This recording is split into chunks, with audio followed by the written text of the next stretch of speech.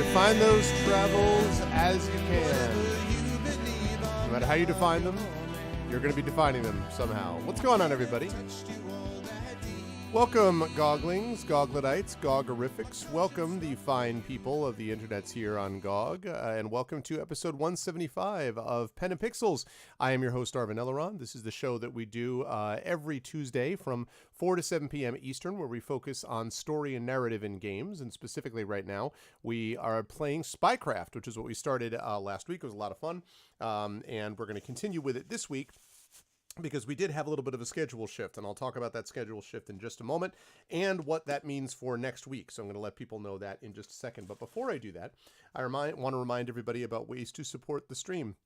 If you haven't done so already, please make sure to follow GOG.com. We have a lot of fine people over here that are streaming for your entertainment and amusement. So please make sure to follow them if you get the chance to do so. That would be appreciated. Please sub to us over here, because that also supports the streamers on this channel, and it also gives you a chance to use those awesome emotes like the one that Tokanita put up there with DRM free. So please make sure to do that, because that would be lovely. And last but certainly not least, of course, please make sure to click through and check out the individual streamers on our individual channels, because when we are not streaming here, we are often streaming on our own channels with a lot of cool different things that are available to everybody to check out. So please consider doing that, and thank you so much for doing so. So quick note about schedule changes, and before I get there, let me turn on, there's Twitch chat, and there's me.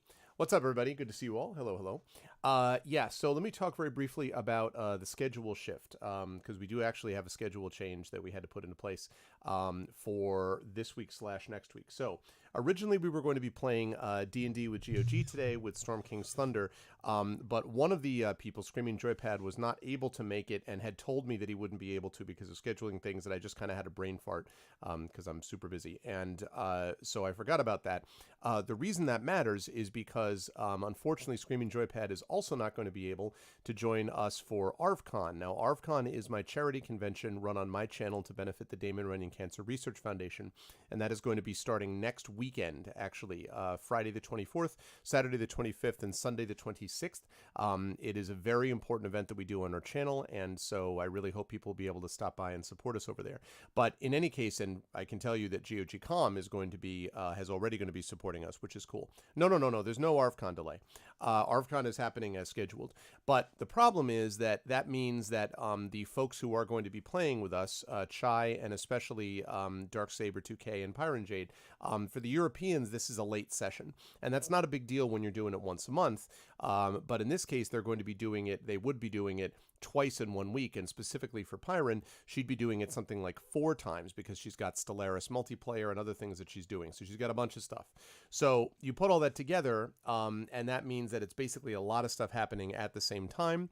And so that means that that's a lot of stuff is happening at the same time. So the reason all that matters is that I can't just reschedule to next Tuesday. Why, you say? Because you may remember that the party is facing this massive ice fireworm thing. And I really want the full crew for that, because I think it's going to be very difficult for someone with a group of 4, for one of the 4 of them to be able to take over his character and play him for a particular fight like that, in which combat is going to be important. And obviously, Urash is kind of an important, combat figure for them. And so, yeah, well, that's what it looks like. Ice fire that is particularly dangerous to dwarven clerics of Fultus.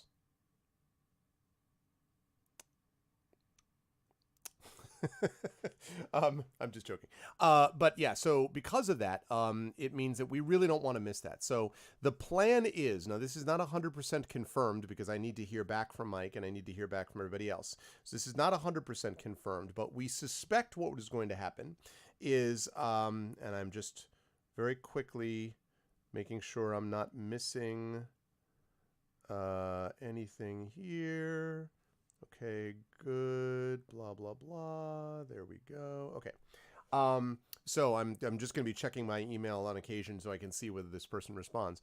But the plan is to have next week happen, but to start an hour earlier. So instead of going from 4 to 7 p.m. Eastern, to go from 3 to 6 p.m. Eastern. And I will accommodate by, instead of having my usual show from 12 to 3, I will run my show next week from 12 to 2:30 on my channel. So 12 to 2:30 would be that, and then we would go from 3 to 6 here, and Eastern. And again, that is the plan for next week at the moment. Now, again, we're awaiting final confirmation from the players.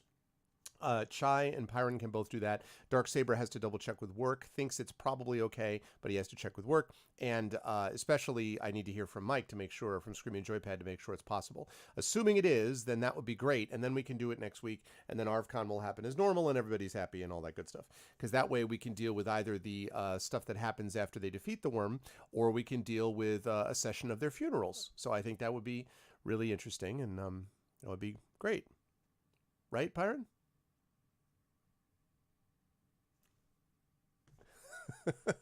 Anyway, but I'm sure they'll be fine. Anyway, we will see. I'm looking forward to that. Yeah, so there's going to be a big multiplayer week. It's going to be a lot of fun. I'm actually really looking forward to it. It'll be a good time. But that's all happening next week. So today we are going to then do what I was going to do next week, which is Spycraft. So we are going to continue with Spycraft, which is a game I started last week. Again, I played this back in the day, really enjoyed it, been having a good time with this as well. And it's going to start with some photoshopping, actually, I think is what we're going to be doing.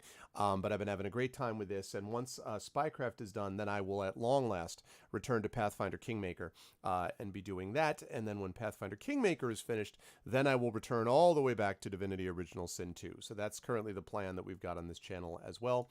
Last thing that I want to mention besides ArvCon, I just want to note this because I know a number of people here supported me the first time around when this came out, even though I wasn't yet streaming on GOG. But I announced on Saturday that I have a new graphic novel coming out, which is the sequel to my graphic novel Icarus. The art is being done by Achala Fabio, who is an amazing artist, and it's going to be published by Athos Arts. The Kickstarter for this, which is going to involve not just Jelinek, the sequel, but also the original book Icarus being redone with new art, is going to be happening on June 11th. So Tuesday, June 11th on my stream will be the launch, right before this show, will be the launch on my channel. So I wanted to let people know about that. And if anyone is able to support that, it would be much appreciated. If you like graphic novels, stories, or me, any of those things would be great. So yes, I wanted to let people know that's happening because I'm super excited because it just happened. Also, what's up, Genly? Good to see you, man. Thank you, Tokenita. I love these things. Yeah, these are 530Ss. I used to use Biodynamics DT770s, and these things were and are great. The problem is that they are closed ear, for one thing, so you can't hear yourself talking. And secondly, they are hot. Now, especially during the summertime when it gets kind of hot up here, even if I've got the fan going, like, I don't like hot ear, right? And I'm just like, what do you think, chat? Sweat pouring down my face. So I ended up getting this because it's just a lot more. First of all, these are super comfortable. They sound really good. But I can hear myself talking because my wife basically told me one time when I came out after streaming, and she's like, do you realize that you're practically shouting? I'm like, I am. And if you listen on the stream, it just sounds like I'm talking normally. But out there, I'm just like, blah, blah, blah, blah, blah, blah, blah. So, I mean, you know, that's kind of the deal. Yeah, I mean, listen, closed ear are very good for particular kinds of concert environments that if you're trying to recapture concert environments and stuff. So they're nice headphones. And again, I use them, as I said, for many years, but these are my go-to now because they're so much cooler, and again, not as hot, literally. And as I say, I can actually hear myself think. So, have I ever considered a Logitech wireless headset? I don't want to deal with that, no. But that's funny you mentioned it, Mr. Logitech wireless keyboard. I hate closed-minded people. No, I like wires for the headphones, actually. Wireless would be useful in certain circumstances, but I don't, as much as I like having wireless mice and keyboards, when it comes to headphones, because I use these so much and all the time, I just don't want batteries to be constantly draining, and I really like the sound of these too. I know, see? Don't do it, Dragon. For those of you who don't know why, Dragon Spear there, actually, I mentioned the other day that my 15-year-old membrane keyboard was finally starting to, like, lose it, and the keys were starting to stick a little bit, and I literally was just like almost musing. I'm like, all right, so I'll have to go do this. A couple days later, I show up and there's a box, and Dragon Spear sent me a brand spanking new Logitech wireless mechanical keyboard, and I've never actually owned a mechanical keyboard. This thing is really nice. It's a G613. This thing's really nice, and I was kind of like, really? So I'm extremely grateful. Dragon does this sometimes, but I have to be careful because if I ever mention that I need anything or say like, oh, this should happen, it might just show up at my doorstep. Maybe I need to do more of that. I'm like, I could use a publishing contract with the top 5 and just wait for like the contract to show up on my doorstep. But anyway, no, I was very grateful to Dragon. Obviously, it was awesome. So now I am part of the Mechanical Brotherhood. I know. It's great. It's a really nice keyboard. It's so responsive that it actually takes a little bit of getting used to. Like I was used to not having keys work exactly right and kind of like the finicky qualities of my old keyboard, which was also a Logitech. And it was great. It was just 15 years old, you know, so it's a nice accordion you got here. I know, right? Oh my goodness. Anyway, that said, let us get into the game as we return to the world of Spycraft. Let's do it. Oh man. Good times, good times. Okay. Let's do that.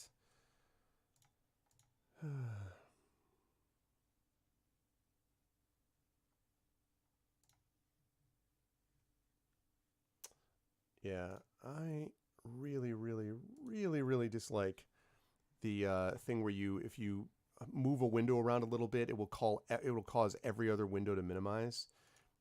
That is not. I don't know who ever thought that was a good idea. Like, why would you ever need to do that? You know. That's funny.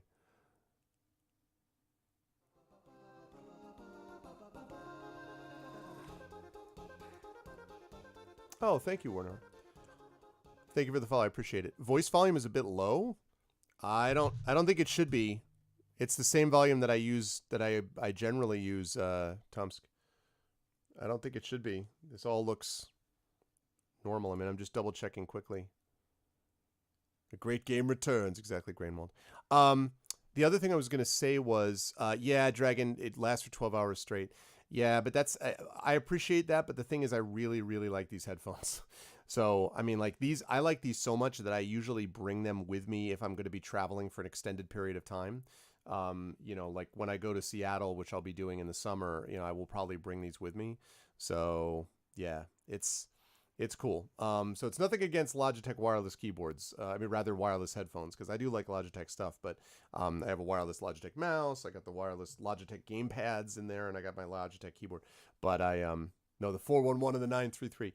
No, I'm sure it's probably good, and there's probably some scenarios where something like that would have been useful, but just honestly, for me right now, like I'm happy with what I have, which allows me to get back to this save game. I think it's this where I'm here. Okay, I think. Hey, 3 times unlucky but still sub. Thank you, RF232. Welcome back to the DRM free community. Okay, here we go. So, yeah, and good to see you again, Genly. So, here's what we got.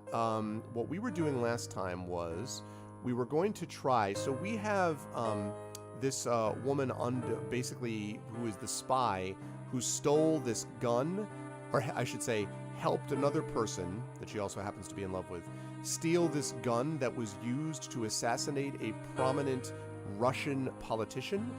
To make things easier for the current, well, actually, to make things easier for another opponent for the Russians to jump in and challenge the current pro-Western Russian president. Everyone following me so far? So we found out who it is. We got her under arrest, but to get her to cooperate, they want me to convince her that we have her boyfriend, the one who actually did the shooting, in custody.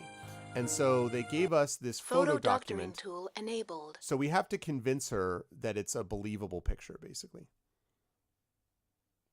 Oh, yeah?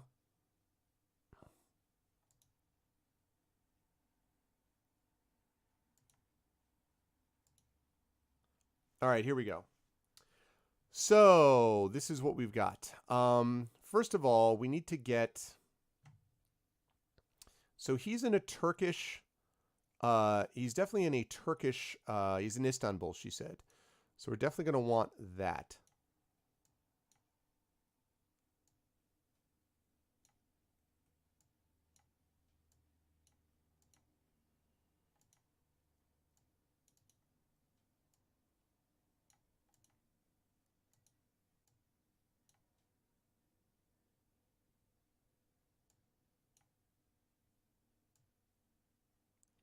Yes, that's true, Lakey. We definitely do need that guy. Okay. All right, so we've got this. Seems like it might be believable, maybe. Cigarettes. We need to know what kind of cigarette he smokes, and I don't remember what it is. Case Officer Thorne, welcome to Interlink. Controlled access authenticated. No, that's not it. Saw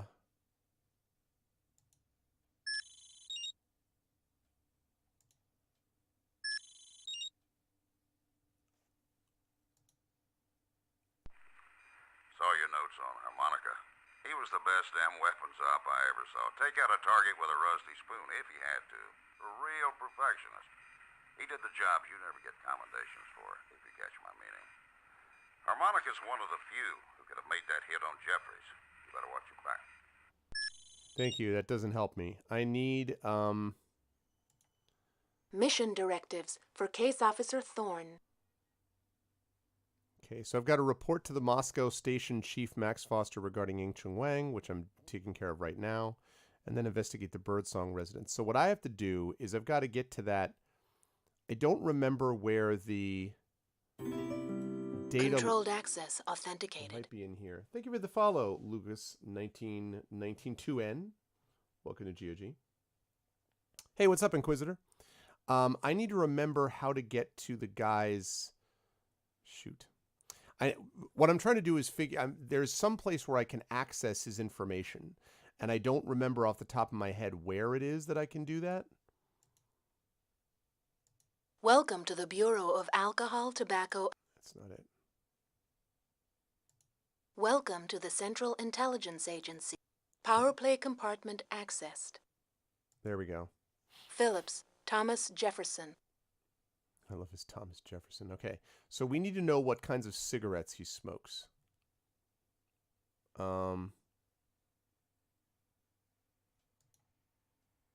Level, critic.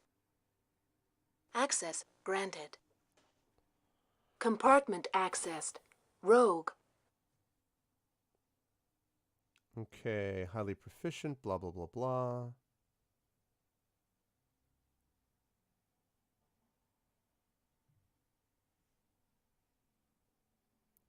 Defector, harmonica, Iceman, scythe.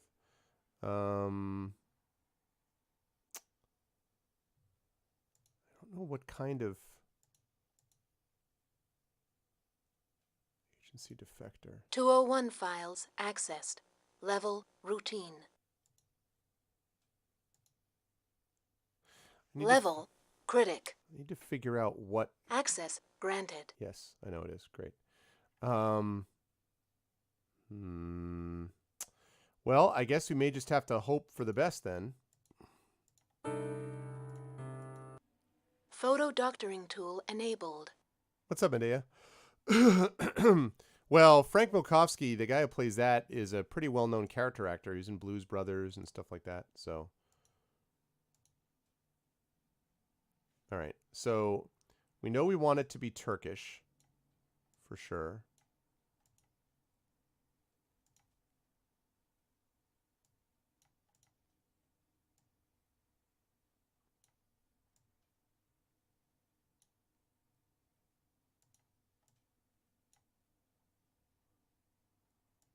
Let's see which one looks the best. Actually, that does not look good. That does not look good. That looks promising, though. Okay. Now, cigarettes, I don't know what kind he uses is the thing. I don't have any idea. Okay, let's get the face first of all.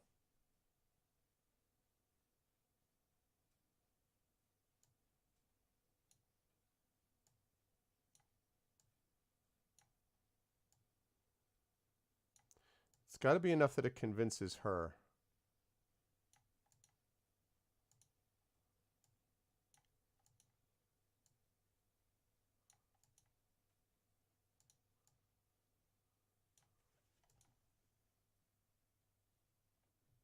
I don't think the shading of that looks right.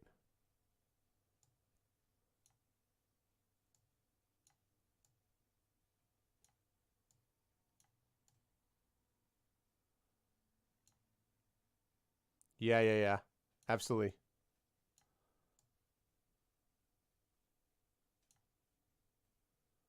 That's not... No, it can't be this one.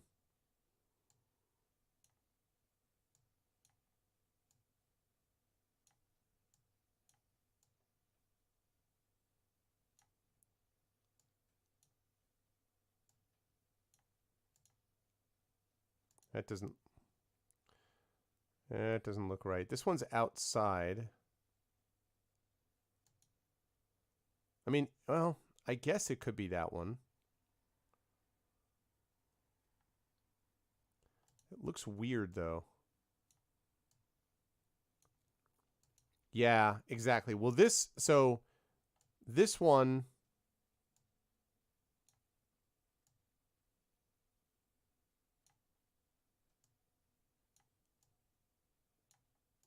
Here, go over there.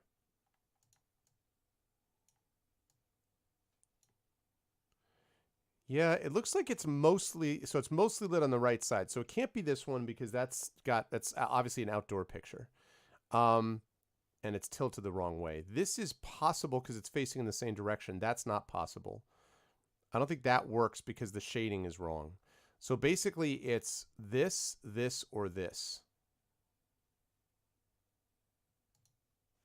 Let's get rid of that.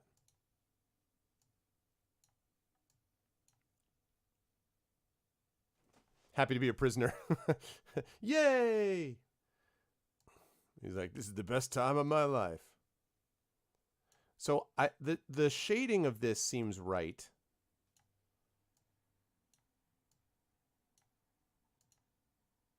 But the neck is all wrong.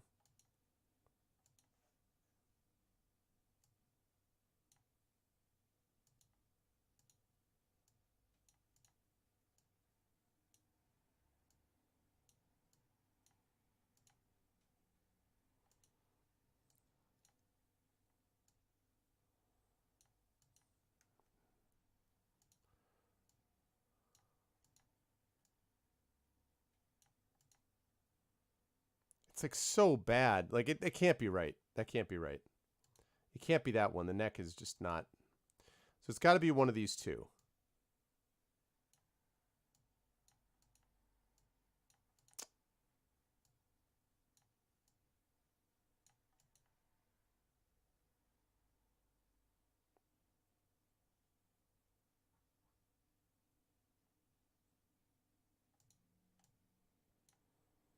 It could be this one.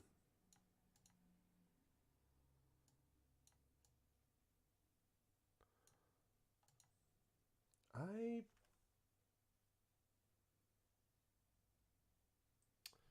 don't know.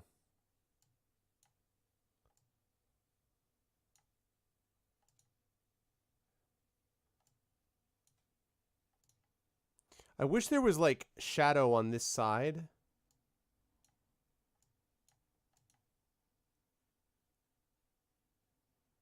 Yeah, it doesn't make any sense. It doesn't fit the face. Nah, it can't be it. Can't be it.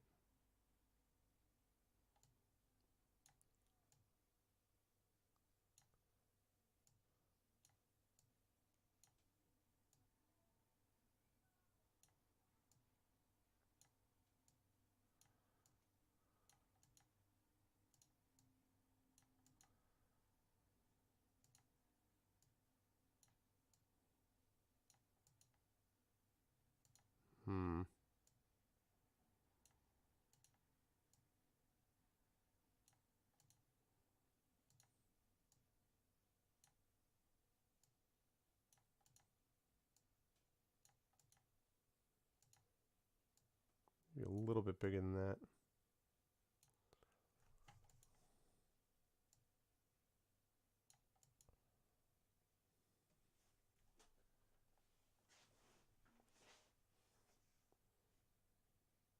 Oh, you know what? You're quite right, Dave Thompson. I didn't even see that cigarette behind his ear. Good call.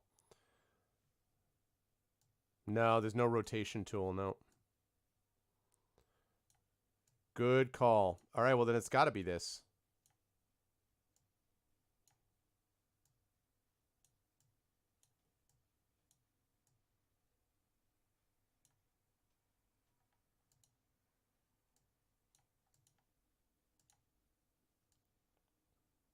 I didn't even see that.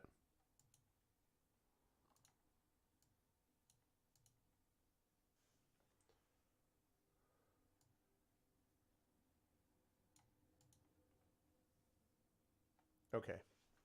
So now the question is, what about the cigarettes?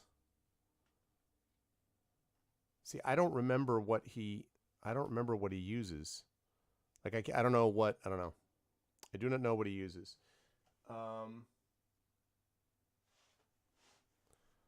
And also, I can't say that I'm up on my cigarette brands, so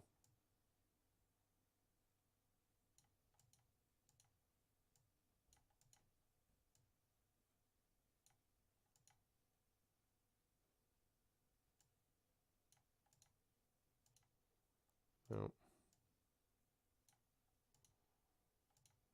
No.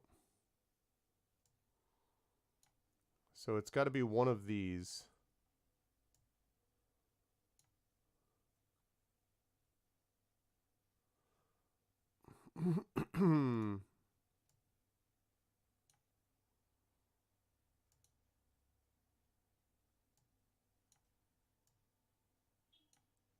Like that, and then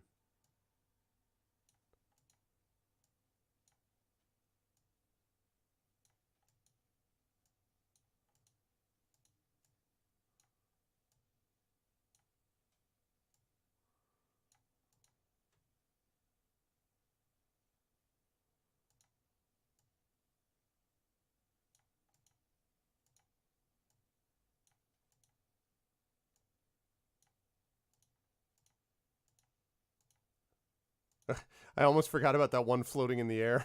This is totally him. Okay.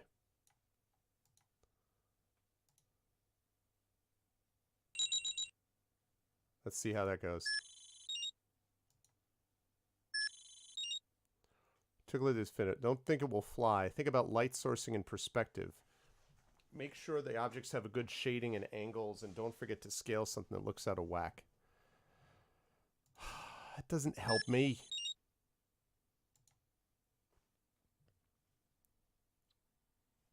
Light shading and perspective.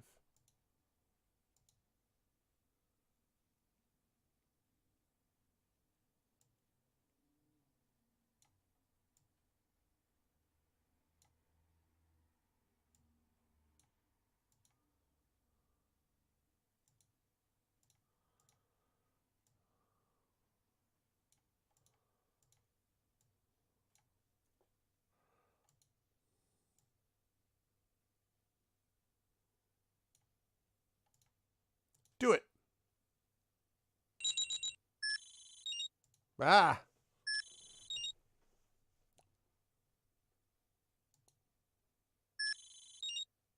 I remember this being not easy when I did it when I was younger too.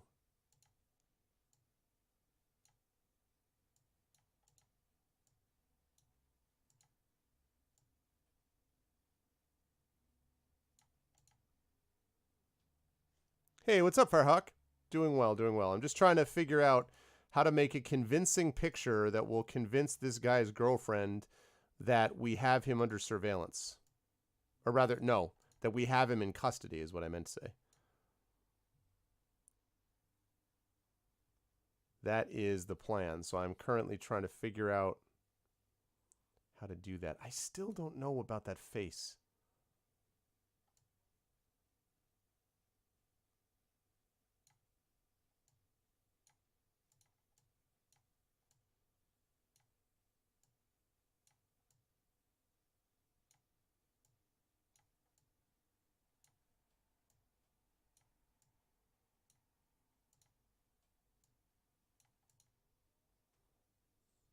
The brand matters.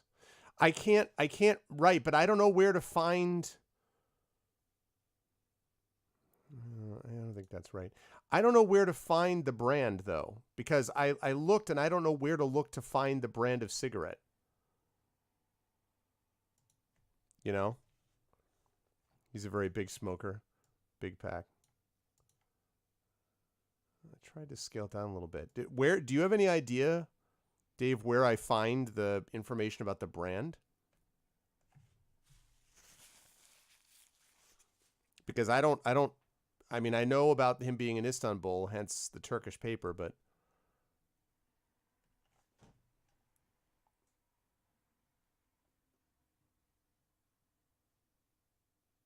I just went and I looked at his files, and there's no information about him being a smoker.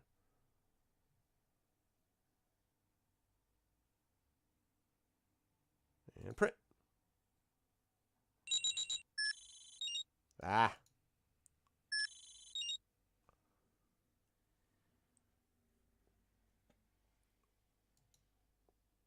It's so non-specific. That didn't tell me anything. It's like, oh yeah, make sure to scan it and do it. And I'm like, no kidding, dude. I still think that face looks weird.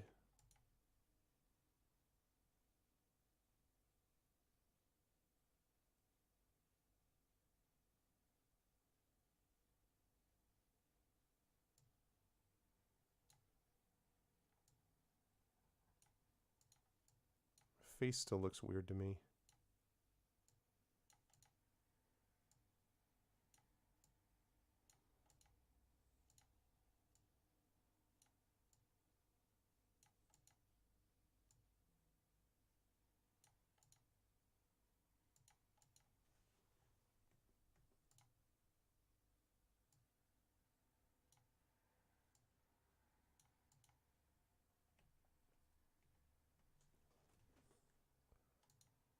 I like that face better. It's in his FBI dossier? Because I looked in his CIA dossier.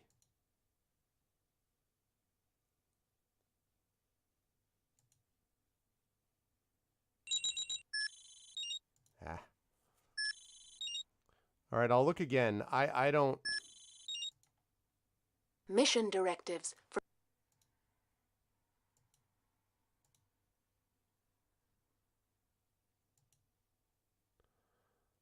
Problem is, I don't... Case Officer Thorne. Welcome to Interlink. Okay, FBI. Yeah, I know. I was hoping so too, Tomsk. It's in his FBI dossier. All right. Controlled access authenticated. Federal Bureau of Investigation.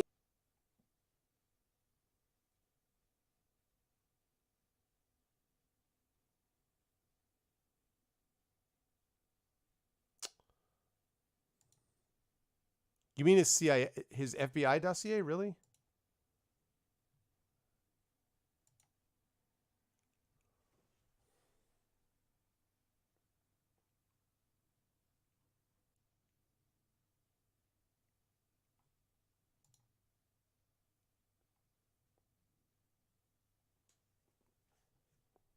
Ah, Emperor Filterless. There it is. There it is. There it is. Okay, thank you. Emperor Filterless. Okay. Here's hoping it remembered everything. All right. Emperor Filterless. Okay. So, it's one of these deals.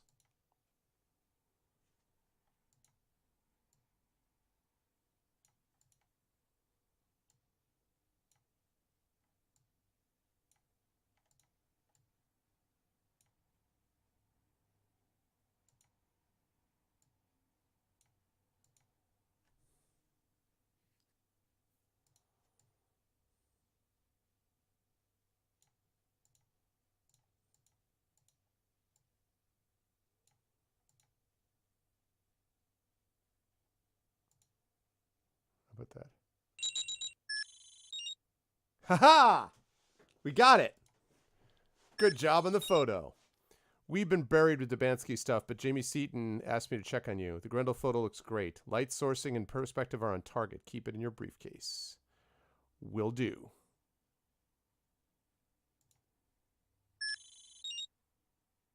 Opening email gateway. All right. Thank you, Tumsk. So it was pretty close.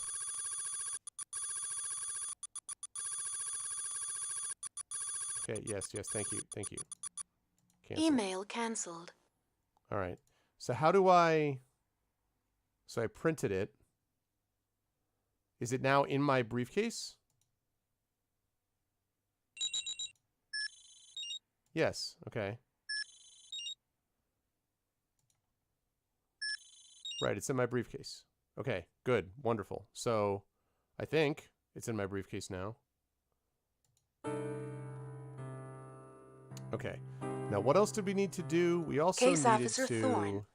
Controlled access authenticated. Welcome to the Central Intelligence... That's wrong. We also needed... Mission directives for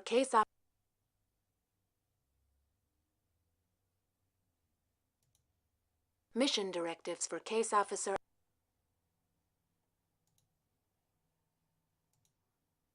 Okay. Younger. My bad. Thorne, there we go. Okay, so I need to report to Max Foster regarding Ying Chung Wang. Okay. And then I need to use Sound Match Map Tool to analyze Birdsong Foster Call. Okay, so let's do that. So let's analyze the Birdsong Foster Call and get that squared away. Sound Match and Map Tool.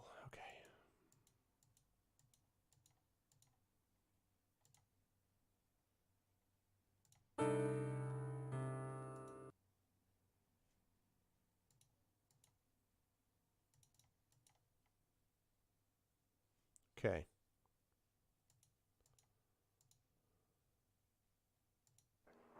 Please, calm down.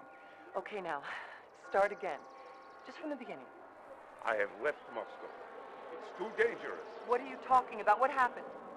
I can feel them getting closer. It is only a matter of time before they know. Relax, Birdsong. How do you know this? You have me telling lies in old faces. I can tell the truth from lies no more. Everything is blurred. Let's meet as soon as possible. No. No more secret meetings. Now, please do not try to find me. Forgive me. Okay, so we got to find out where that dude is. From the beginning. I have left Moscow. It's too... Okay. Please, calm down. Okay, now. Okay, now, start again. Just from the beginning. I have left Moscow. It's some kind of airport or nearby an airport.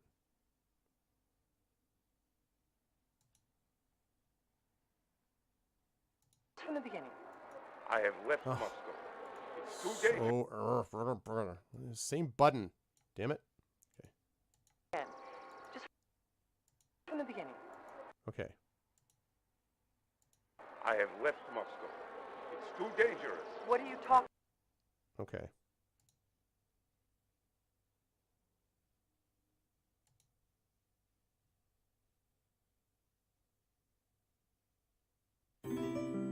Aha, we got something. Thank you for the follow, Malone Haskell. Welcome to GOG. 10-ton church bell. This signal was isolated from a recording of a phone call made to the CIA station house in Moscow. This isolated signal most closely matches a signal generated by the tower bell of St. Patrick's Cathedral in New York City. Church bells of this size are usually found in large cathedrals, normally played during church holidays and to celebrate monumental events like invasions, coronations, royal deaths, and weddings, and are sometimes used as hourly charms. Okay. Or chimes, not charms. Linking to National Reconnaissance Office. All right. So, church bells. There are 5. Erevan. Erevan, Republic of Armenia. Erevan. Population 1.2 million. Erevan. Local time GMT +3. Shut up. Okay. Erevan.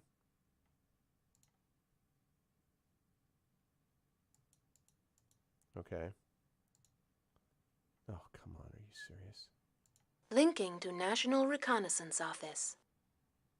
Okay, out of Moscow. Rostov. Rostov, Russian Federation. Population 1 million. Local time GMT +4.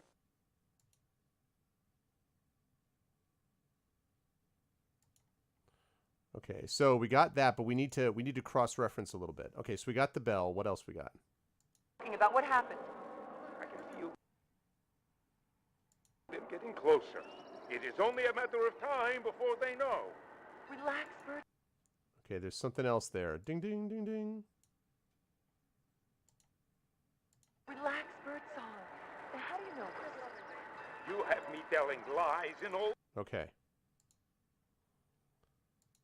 Give me that data match. It's like a train station of some kind. Or a passenger aircraft. I'll take that too.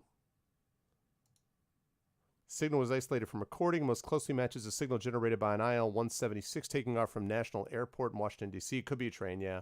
Medium-range passenger jet manufactured by Ilyushin Aircraft Company, Samara, Russia. The IL-176 used by airlines throughout Eastern Europe and the Third World. Okay. Linking to National Reconnaissance Office.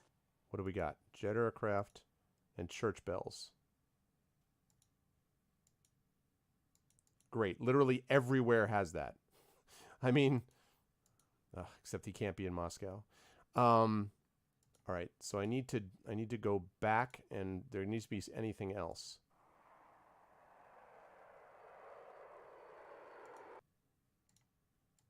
faces.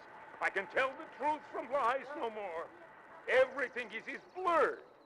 Let's meet as soon as possible. No. No more secret meetings. No. Okay. I need to get that bell. That ding ding. Okay, now, start again. Just from the beginning. I have left Moscow. It's too dangerous. What are you talking about? What happened? I can feel them getting closer. It is only a matter of time before they know. Relax. Okay, right there. They know. Relax. Okay. No.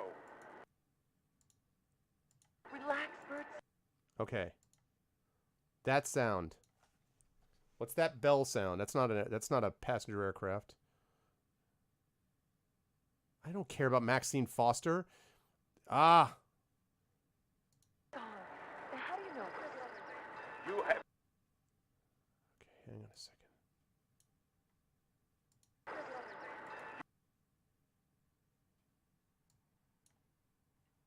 How do you know this? Okay. In. You have me telling lies in all faces. Okay. Match.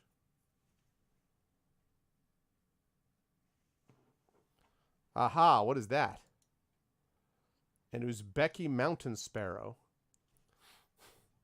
Uzbeki mountain sparrow is recorded in the San Diego Zoo. Normally inhabits semi-arid regions in Soviet Central Asia at altitudes between 1,500 and 3,500 meters. Okay. Linking to National Reconnaissance Office. That seems specific. Ah, ha, ha, ha. There's only one place where all that fits, and that's Dushanbe. Dushanbe? Dushanbe, Republic of Tajikistan. Population. Yep. Oh. So it could be in any of these three spots. Which means it could be the... If it's the jet, well, it could be one of these places. The Vlesvola blah blah residence. The Veselad residence or the Mushfiki Hotel. You probably need one bit more of information, I think. Okay. I can tell the truth from lies. I just need the ding ding. Relax, Birdsong. Matter of time before they know. Relax. Right there. They know. Relax, Birds. Okay. Ding ding. Aha! Got it. Electric train. Dzurinsky Model 34 electric tram. Signal isolated from recording of a phone call. Isolated signal most closely matches the signal generated by a Dzierżynski, I guess, Model 34 tram recorded in Krakow, Poland. Model 34 is an electrically powered passenger streetcar manufactured by Dzierżynski Tractor Works, Volgograd, Russia. Model 34 is ubiquitous in larger cities throughout the former Soviet Union and Warsaw Pact countries. Okay, it doesn't narrow it down too much, but the good news Linking is that... to National Reconnaissance Office. Jet engine, streetcar, church bells, bird range. It's definitely Dushanbe. Dushanbe, Dushanbe. Republic of Tajikistan. Population 500,000. Local time GMT +5.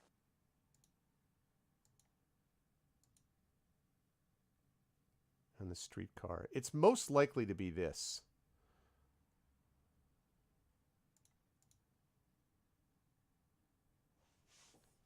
It could be one of these two, but it's more likely to be this. So, the Vesovolad residence. Opening email gateway.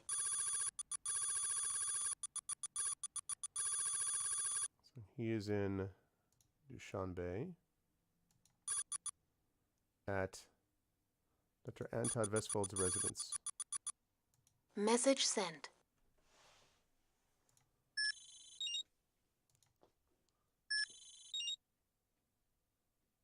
Yes, there was a tram. I took care of the tram. God Linking bless to America. National Reconnaissance Office. Wait a minute.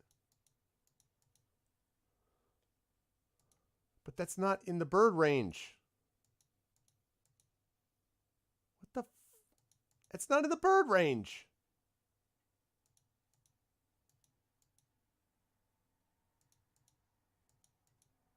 Wow. Okay. It's not in the bird range. That's weird, though.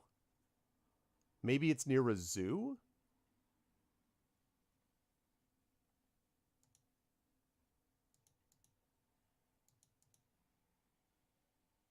Novosibirsk, Russian Federation.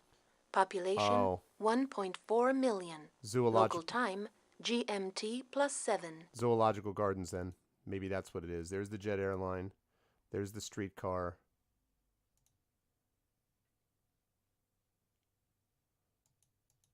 And the church bells. So it could be either the Zoological Gardens or the residence, but it's got to be the Zoological Gardens. Okay, because that's the only place they'd have the bird. So the Zoological Gardens. All right. Opening email gateway. Okay, interesting. Hadn't thought about it being in a zoo. Okay.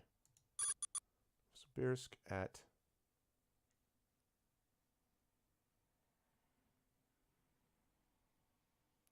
I guess that's close enough to the Zoological Gardens.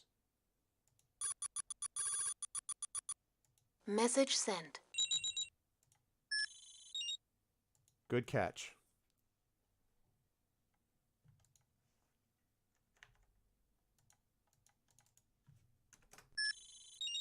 What?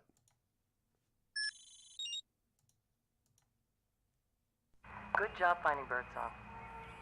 I'll have some of my people pick him up. Nice. All right, we got him. Okay, so...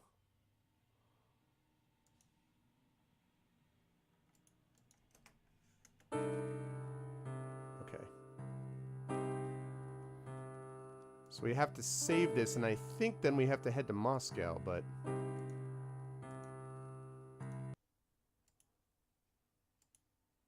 Save game. Okay. I'm going to check my PDA, though. Yeah, same street. Yep. It makes sense. Case Officer Thorne. Welcome to Interlink. Okay. So let's take a look at the ops manager. Okay. Mission directives for Case Officer Thorne. All right, so I've got to report to Max Foster about Ying. That's all the same. Yep. All right, we're going to Moscow, people. It's time to go to Moscow. Here it's lovely this time of year.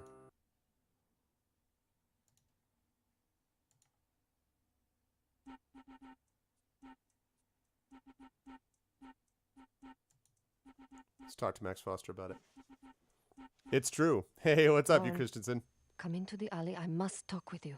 Oh, someone wants me to come to the alley. All right. I cannot be seen with you. But take this. What the hell are you? It should be interesting reading. Things are not what they seem. Think. Who benefits most from Dubansky's death? Polyakov. And who are Polyakov's cronies? Things have not changed as much here as everyone thinks. The hammer and sickle still weighs heavily on our lives. The flip are you?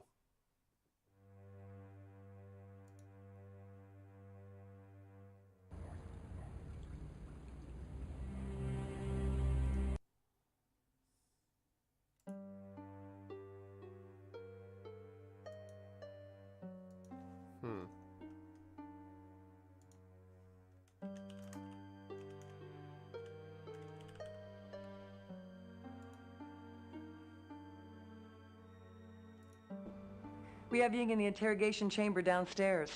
She's waiting for you. Thanks. I'll have a chat with her. I hope you get the information you need. Give me a call on the intercom if you need anything. Okay. Before I do any of that, though, I'd actually like to... I want to go check my PDA, if I can.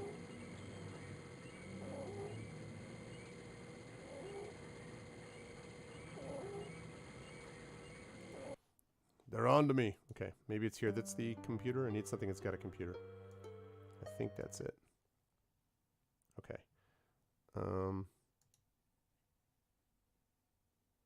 Case Officer Thorne, welcome to Interlink. All right, how do I find the stuff Controlled that just... access authenticated. How do I get the stuff that I just... How do I access the stuff that I just found? Mission directives for Case Officer Thorne. She said it would make for interesting reading, but I don't actually know...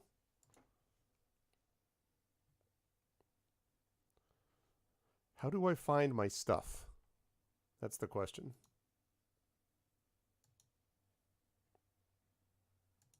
Controlled access authenticated. Welcome to the Central Power Play compartment accessed.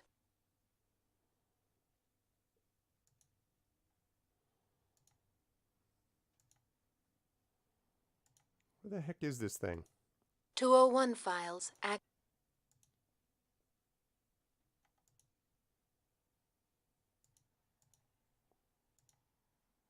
know about that. I'm looking for...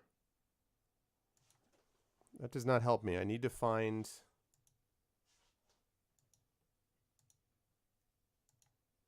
Phillips, Thomas Jefferson. None of this helps me. I need... This thing she just gave me. Welcome to the National Recon. No. Welcome to the United States Secret. Darn it. How do I access this thing? How do I access this thing that she just gave me? Case Officer Thorne.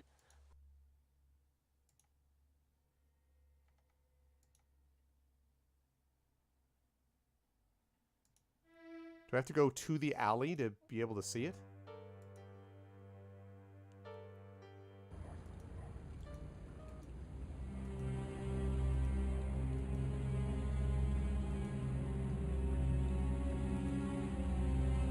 It's the alleyway, but where's the... I don't understand how I'm supposed to find the thing.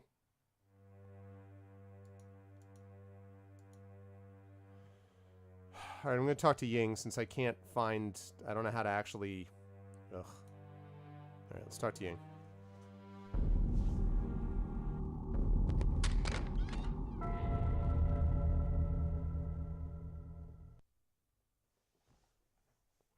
Take a look at this. I've got Grendel. Let's talk.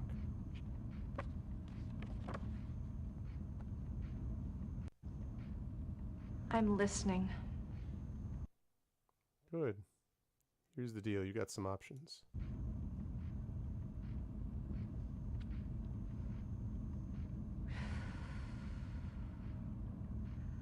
What are my choices?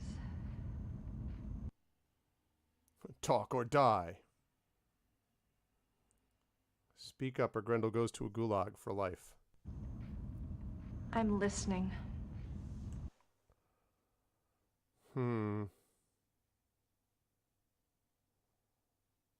Grendel's talking, Raven. This is your only chance to come clean.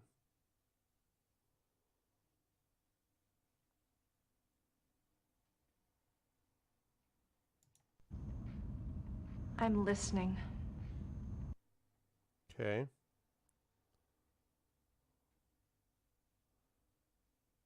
Tell the truth, he joins you in freedom. What do you want to know?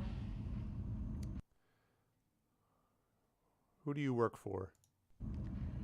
I've done some contract work for a group called Procat. It's a paycheck. A big paycheck.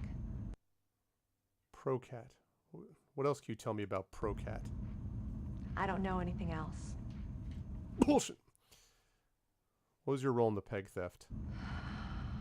I was to steal and deliver the peg to Felix Scody in Bensonhurst, Brooklyn. He's a real jerk. He tried to kiss me. I nearly killed him. Now I may have. Felix Scody in Bensonhurst, Brooklyn. I knew it, chat. No, I didn't know it. What else can you tell me about Scody?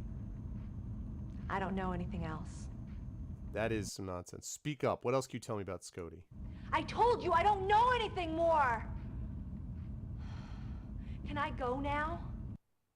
I'm leaving. Max can take it from here. Case Officer Wait, Thorne. go back. Go back. What? No, wait. I finally found it. Okay, here we go. Oh, this is the guy who helped us in the first place when we came out here. All right, let's see. Yuri Gromchevsky, alias is Karamazov Reaper, operative, East Berlin and Moscow.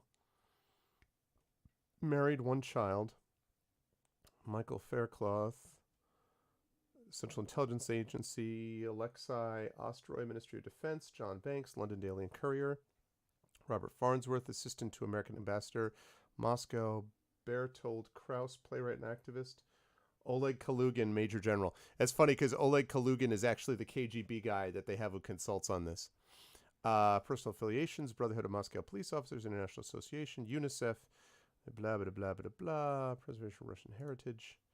Report to the Major General, filed by Joseph Morava, First Chief Director at Operation Reaper, February 12th, 1988. It's with great pride that I report the success of our operative Reaper with our endeavors in East Berlin. Only with his expertise were we able to learn of the American treachery planned for us. The spy trade we were expecting was nothing more than an elaborate trap created by the Central Intelligence Agency to capture a KGB official. Reaper destroyed the Yankee plan. He earned the trust of CIA case officer, then led him on a raid. Reaper was even so careful as to burn the hinges on the door and kick it open. The operative was fooled and was demoted maximally with extreme prejudice. For his heroic efforts on behalf of the state, I recommend that Reaper receive promotion to the first chief directorate effective immediately. Okay, he was a spy. Case Officer Thorne. Thorne, something strange happening back here. I looked up a file on this Procat organization, but the information had been hidden, I think by David Holt. I finally tracked down an expanded Procat file that seemed to make more sense. Anyway, I've put it all in the case file for you. Check it out. What was Holt thinking? You might want to talk to him and this John Blake person. They're both all over these files, Jamie. Okay, David Holt, huh? Controlled access authenticated. Power play compartment accessed. Linking to Office of Information Resources. Archives are available. All right, we already know about Ying. Federal Bureau of We know about that dude. Phillips, Thomas Jefferson. Mm-hmm. Melnikov, Nikolai. Who the hell is this? Oh, this is the founder of Procat. Look at this, chat. This entire thing is classified. Unknown, unknown, classified, classified, NA, classified, classified. Okay. Procat, a small criminal ring headed by ex-KGB operative Nikolai Melnikov, formed when Melnikov was fired from the KGB for his brutal actions in putting down Mujahideen rebels in, what's up, Kerflop, in Jalalabad. Turning mercenary, his band began a string of burglaries and hijackings, occasionally for hire but primarily for their own gain. When Melnikov was killed in an attempted theft at a Zurich jewelry broker, the ring fell apart. Few remaining members apparently scattered to the four winds. Okay. Level Critic. David Holt, Office of European Analysis, former case officer Near East. Spies for hire, rumor or fact. This image at night was taken by a security camera in Lower Manhattan on February 26, 1993, moments after the terrorist attack on the World Trade Center. Wow. The gloved man, as he has come to be known, was enhanced by NPIC technicians. Could this man work for Procat? In Russian, it means for hire. It is allegedly a brotherhood of disgruntled operatives retired from or thrown out of intelligence agencies worldwide. Procat may have existed, but no longer. His founder was Nikolai Melnikov, retired colonel and the first chief director at the KGB. He was killed in 1992. This image, taken 24 hours before his death, shows the white-haired Melnikov consulting with his financial planner, Benjamin Hecht, in a restaurant in the Thai village of Ao Nang. Hecht died from poison an hour later, probably planted by his client. Melnikov died the next day. The reason for my skepticism is valid. 3 years ago, I tracked Melnikov to Thailand and witnessed his death with a British M6 officer named John Blake. Wait, 3 years ago? It was called Operation Paw Print, and we saw Melnikov perish in an explosion. Since then, random reports of a Procat resurgent persist.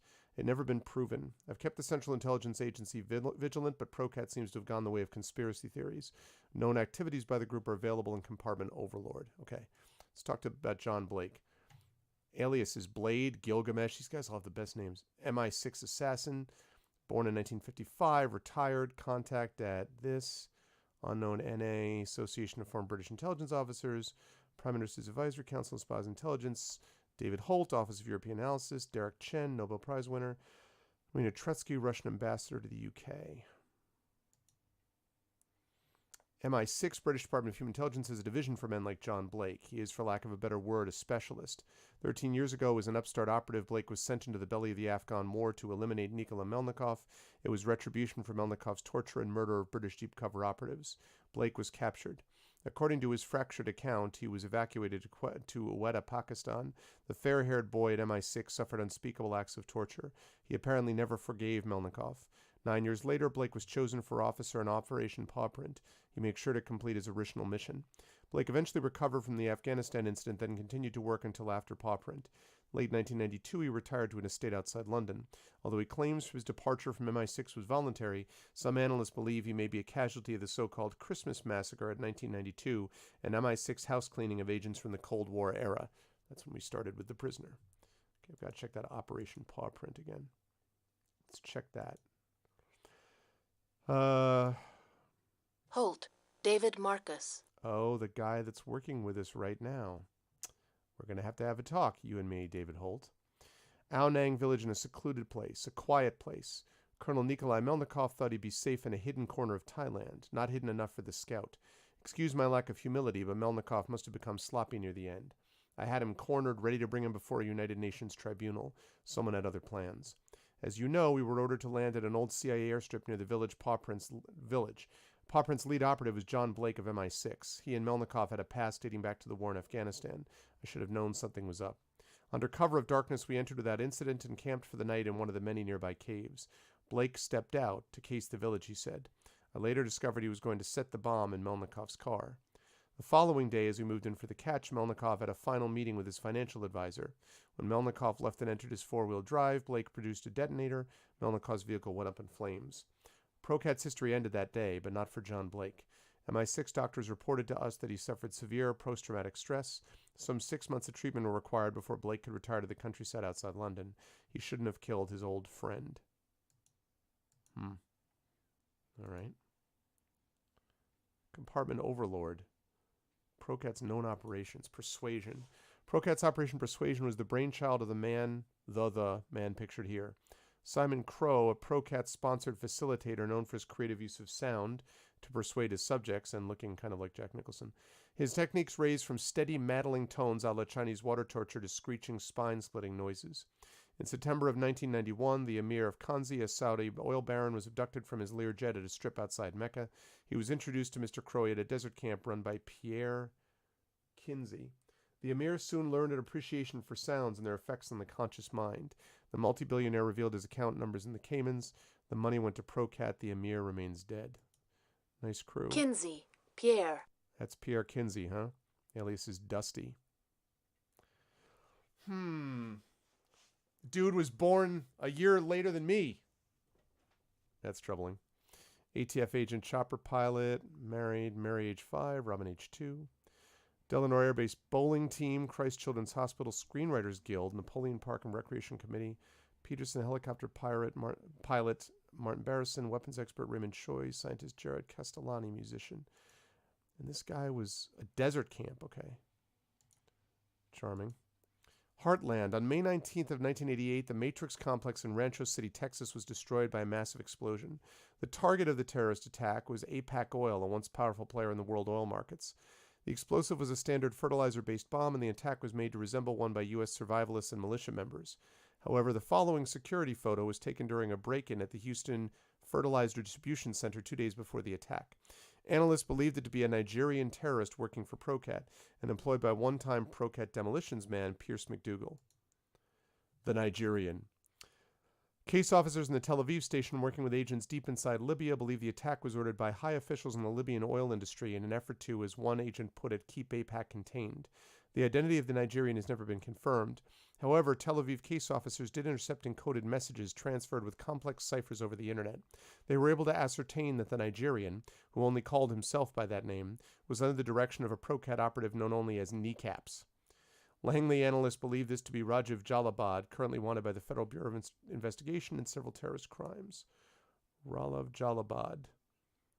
Kneecaps. Republican Guard, French Foreign Legion. Kneecap specializes in political assassination and murder. Originally trained in the Egyptian army, has served as a mercenary in various armed forces, including the Iraq Republican Guard and the French Foreign Legion. He perfected his trade as right hand to Nikolai Melnikov, the late Russian general who created the for-hire organization known as Procat. Laid known work with Melnikov and was with Melnikov in Thailand before his superior's death. Kneecaps apparently escaped. Weapons of choice included knives and garrote. Most often uses a blunt instrument followed by the shooting of victims' kneecaps, hence his moniker. Charming. Okay. Who was Pierce McDougal? McDougal, Pierce. Red Barney, Mighty Grip on children, Gabriel Sluggo McDougal. Okay, philosopher, musician, Valentine. Fierce and reliable demolition engineer available for field work on immediate notice. $30,000 per op is his usual fee. McDougal excels at copycatting the style of a known assassin or terrorist group. Mild-mannered exterior is deceptive. He is, in a word, explosive.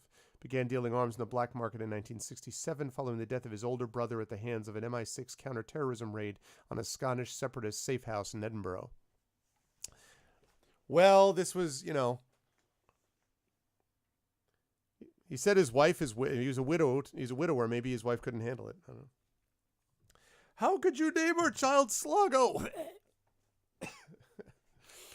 McDougal will make hits on British political figures and dupes of the royal family for less than his usual fee. McDougal befriends those who believe in the emancipation and freedom of the Scottish people. He's fiercely proud of his Pictish Celtic heritage and subscribes to an ancient religion, cult of Lu Lamfada, at his compound in the Outer Hebrides. Your son's name is Sluggo? What? Your son's name is not really Sluggo, is it? If you're talking Gabriel, that's fine. Okay. I was going to say, I'm like, wait, what? Okay. John the Baptist, November 11th, 1986, classified Procat courier in Buenos Aires, prepares to deliver the head of Colombian cartel chief Maximiliano Santamaria to his family members. Photographed by Argentine Interpol. Considered the most brutal of Procat's operations, John the Baptist was the group's way of trumpeting to the world in the underworld that it had arrived. Biblical beheadings were routine for the man calling the shots at Procat at that time, Nikolai Melnikov, whose demise led, should be led, not lead, to Procat's fall. The head was accompanied by a note from a Procatter known only as Mirage. Rumored to be the current head of Procat. He or she seems to run the organization from a computer, sending out directions to agents over the internet. Mirage has never been photographed, fingerprinted, or identified. Hence the name, I guess. Muzzle. His name was Lee Van Ho, a tireless advocate for human rights in his native Vietnam. In 1989, Ho was living with a sponsor family in Georgia, where his undaunted fighting spirit earned him the nickname Bulldog from the locals. To call attention to his cause, Ho returned to Southeast Asia and was taken into custody. The above photo was shot by news media outside a Vietnamese prison. Ho was eventually released, but was poisoned during a celebration dinner in a Honolulu hotel. Procat raconteur and all-purpose deviant Rafael Kasha was later connected, but as often happens with Procat, his alibi was unimpeachable. Kasha, Raphael.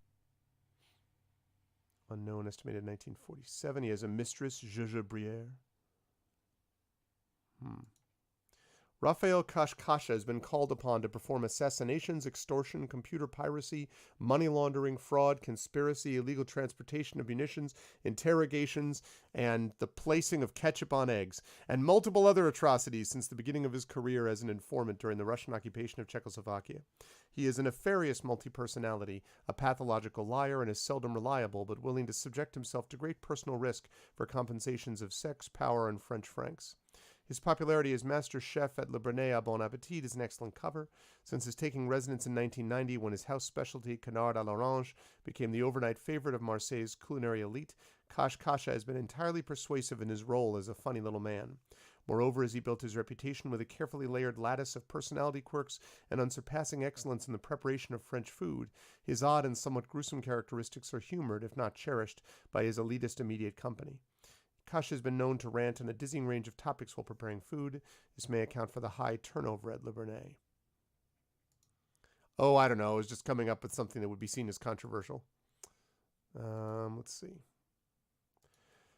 Vigilance. In the summer of 1990, the Silitech Chip Corporation of Menlo Park, California, fiercely guarded its design for a next-generation optical chip designed for high-power satellite surveillance. Procat successfully stole the component with the help of turned FBI man Gene Murphy. The image, captured by a security camera, shows how he smuggled the chip and its priceless design by disguising it as a 1976 CB radio. Murphy, Jean. Oh, Jean. Sorry. Blue Note. Special Agent FBI. Blah, blah, blah. Father Chris Morton. Wayne Allen, Special Agent. Interesting. So he knew Wayne Allen. Special Agent John Murphy disappeared in September of 1989. He had been under suspension for gambling and excessive drinking during an FBI raid on casino mogul Morris Tilley's Pleasure Palace. He was placed under supervision following 2 verbal reprimands for compromising his position undercover.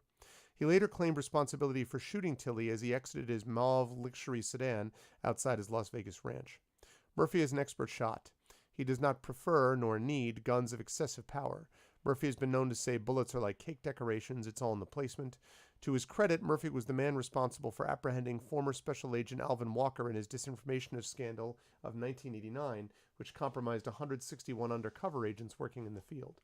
Murphy remained married to celebrated detective novelist Colleen Cassidy, his live-in lover of 8 years, until she divorced him in absentia in 1995. His children, Joe Chen and Sam, are enrolled at the Rosemont Living Learning Daycare Center at 249 East 2nd Street, Manhattan. A wonderful crew. Okay. Dangerous new weapon. Actually, let's talk about it's all about access first. This is where we stand. We've eliminated most of the low-level agency employees from the list of possible moles. But that's not surprising. Our mole has access, directly or otherwise, to high-level information. I'll keep you informed. Thorn, I've downloaded an updated Eclipse tool to your workstation. This tool will now allow you to view those who had access to the Procat file. Remember, Eclipse only displays formal channels of access. Access outside the normal chain of command is not displayed. The mole may be getting information from a friend, lover, or as a result of blackmail. William Colby. All right, I'm going to have to... Remind me I need to check Eclipse in a minute. What's up, Rogan? Okay. I need to check Eclipse. But first,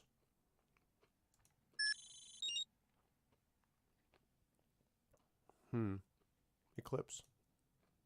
It's Warhurst.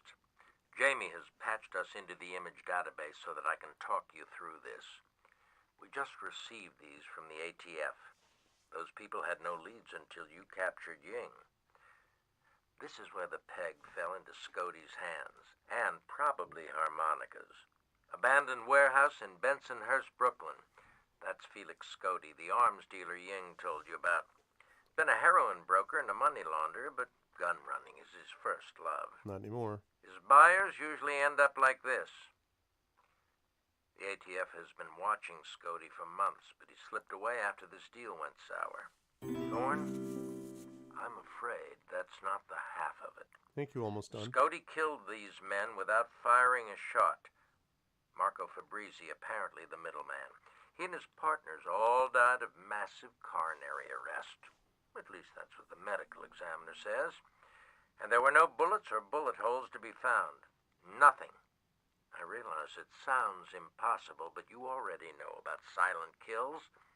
This new weapon gets the same results with no projectile at all. Great. Looks like he rested it there. And used this for power. Check your ATF web link for a report from the lead agent. He says there was a... let's see here. A concentrated high-frequency burst at the scene before they moved in. Scody escaped here. He was killed later, just outside Minsk. Thorne, this new weapon is out there. Probably in Harmonica's hands. I don't need to tell you what that means. I've circulated these pictures via Interpol and the State Department. Right now, Harmonica is the most wanted man in the world. Good luck out there. All right. Let's take a look at that. Scody Felix. From Agent Haskell McShaw. Jamie, you want to know about Felix Scody? He was out of our line of sight until your analyst alerted us to his activities in Little Odessa. He shipped goods to the IRA, Pakistani nationals living in Virginia, not to mention some reliable supplies for Atlantic City mobsters. He also has banks in Bermuda doing suds work on his cash. Bensonhurst was supposed to be our big takedown, but our listening devices were fried by a concentrated high-frequency burst at the scene just before we moved in. Our receivers recorded it, then exploded at 477.5 millihertz on the meter. Scody used the distraction to get away. He kept talking about pyramide, which I believe is Italian for pyramid. I've included a database that cross-checks with the CIA's experimental weapons database. Okay. Access granted. The Pyramid, one of Russia's only truly secret weapons, is a silent and very deadly device. The appearance of this lethal handgun represents the most sophisticated of the pirated Russian arms technologies. The Pyramid fires soundlessly. It leaves no visible wound, no blood, no bone fragments, no bullets, no evidence, and as a result, no case. Not the CIA, not the FBI, and not the National Science Foundation have ever been able to clinically establish that victims of the Pyramid died from other than a heart attack. Although its existence has never been confirmed by the KGB or its successor, the SVR, the Pyramid was photographed by a deep-cover CIA agent in 1993 in the aborted infiltration of a Czech arms plant. The Pyramid is the compendium of 40 years of technological advancements in nuclear physics.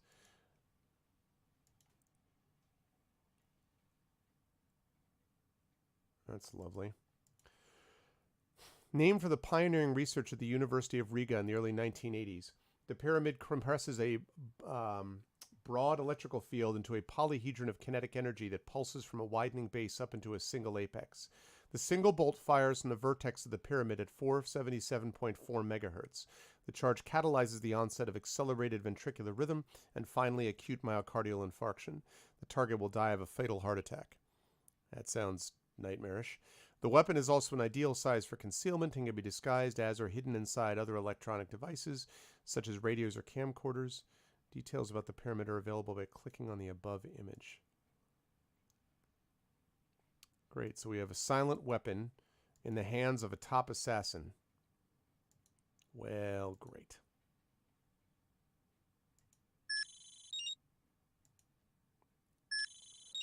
Thorne, Jamie Seaton just showed me the files on Procat.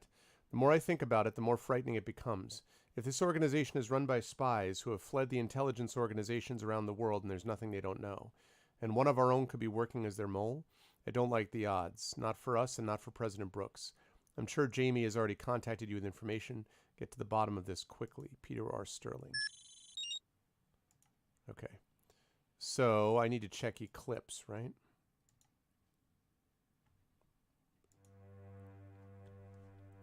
Thank you, Rogan. Thank you, thank you. Yeah, this seems very bad. Whoa, what the wait, whoa.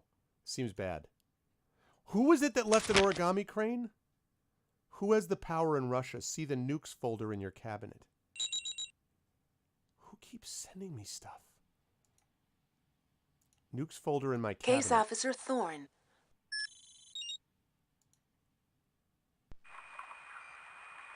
Can I help you with something? What can you tell me about Procat? Man, that part of my life is over. Way over. Tell me about Operation Paw Print. The agency sent me to bring in Melnikov. MI6 sent John Blake to take him out. Too bad nobody clued me in. I tracked down Melnikov and then Blake killed him. What did you do? What did you do after Paw Print? After Paw Print, I moved from operations to intelligence. Sure, the work's boring, but here backstabbing is only figurative. Now I still get to play in the game, but I no longer have to blindly follow orders. You think Procat is still operating? You kidding? Yeah. Without Melnikov calling the shots, Procat wouldn't even exist. Exactly like he. Of course, you could ask Blake what he thinks, but be warned. He's a freak. Some upper-class hipster doing wet work for MI6. In the end, he wasn't cut out for this kind of work. I'm told he still sees Melnikov's ghost. Scares the pants off him, and it serves him right. That's charming. All right. Let's check Eclipse.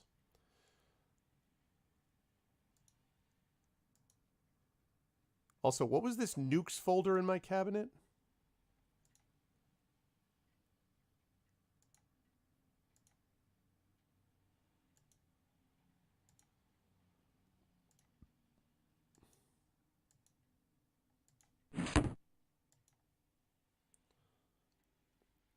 Government sources, 1996, Owen Pearson. Government sources confirmed today that criminals connected to Russian organized crime successfully penetrated the Dubna weapons facility north of the city. Their target was apparently a contingent of nuclear warheads. It's unclear if the thieves were successful. The same sources that confirmed the break-in claim that the warheads had not been stored at Dubna since the Cold War. A second source and former employee of the facility said that the warheads were indeed kept there but were being transported the very day of the break-in. This would make for an easier theft because security measures along train routes near Dubna are not as thorough as those in the facility. Recruited agents have been contacted by the CIA Moscow station to gather more intelligence. Chat. It's a conspiracy, chat. Please look at the label. Look at the label.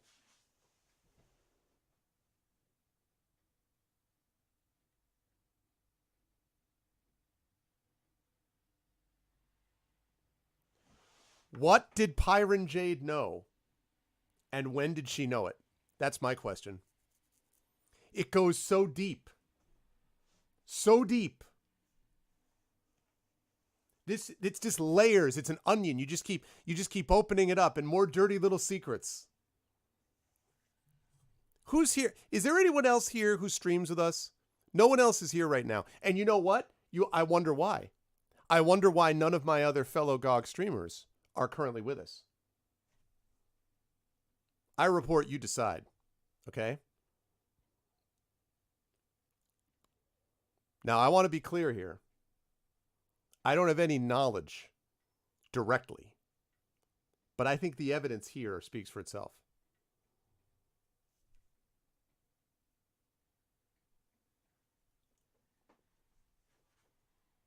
Yeah.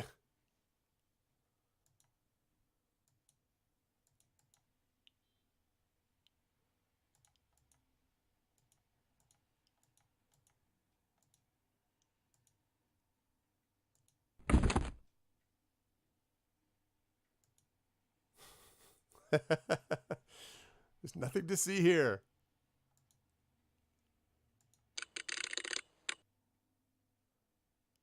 News groups. All right, here we go. Gog and Magog. Jesus was a Capricorn, and the Bible clearly states that in the end times, the nations of Gog and Magog will wage DRM-free war, and Magog will triumph and burn the weapons of their enemies for 7 years. I used to think that it was the Gulf War oil fires, but those things got put out in 3 years, more or less. Or I imagine in a limited nuclear exchange, there might be 7 years between the time when fires over a ruined city can be safely extinguished, especially if someone detonates a nuclear weapon over a Texas oil field. But I think really the Bible was foretelling the end treaty. Does anyone know exactly how long it's going to take to dismantle our weapons and theirs? Isn't it going to take something like 7 years? President Brooks isn't fooling everybody. The end treaty is about his re-election bid this coming November and very little else. I don't know what to think of a situation in which Mother Russia is so desperate that she would let us Yankee scum disarm her. And what about terrorists? What good is it going to do if the United States dismantles our nuclear arsenal when other third world nations governed by petty dictators are currently in the process of acquiring nuclear arms? Why is that irregular? A Beale tool!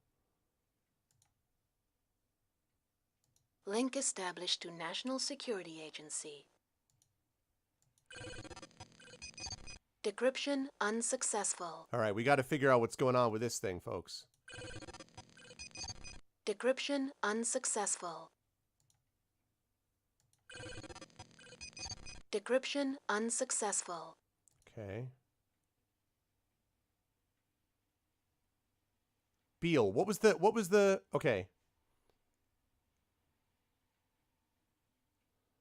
So we need to find a key. The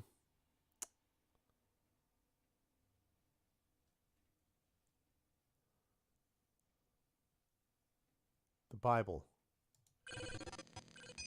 Decryption unsuccessful. Ah.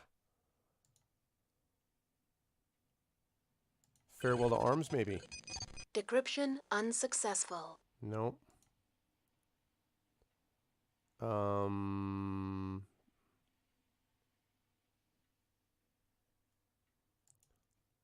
All right, we need to find out more.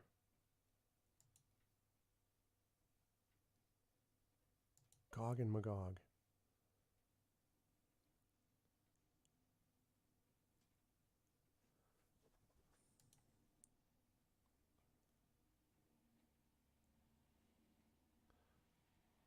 All right, we'll come back to that. End treaty is just that, the end of your pathetic little regime. The CIA and the KGB and all of you clowns in power are tumbling down. No matter what action you take, so you might as well have a cigarette. If you've got them, smoke them. That's our motto later on, sissies.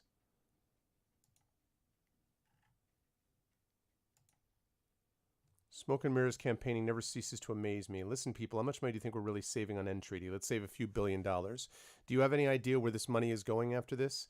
I want you to imagine for a minute that it's hardly a perfect world and that reality is the token currency of the realm. Now brace yourselves. It goes right to the undisclosed budget of the CIA, the secret wars in Central America, the so-called war on drugs, the suppression of minorities in American ghettos, the illegal and nefarious execution of illegal immigrants, and in essence straight into the crapper where no one has dared to hang the Liberty torch. Sorry, Charlie, we watched Channel 99. No nukes is good nukes.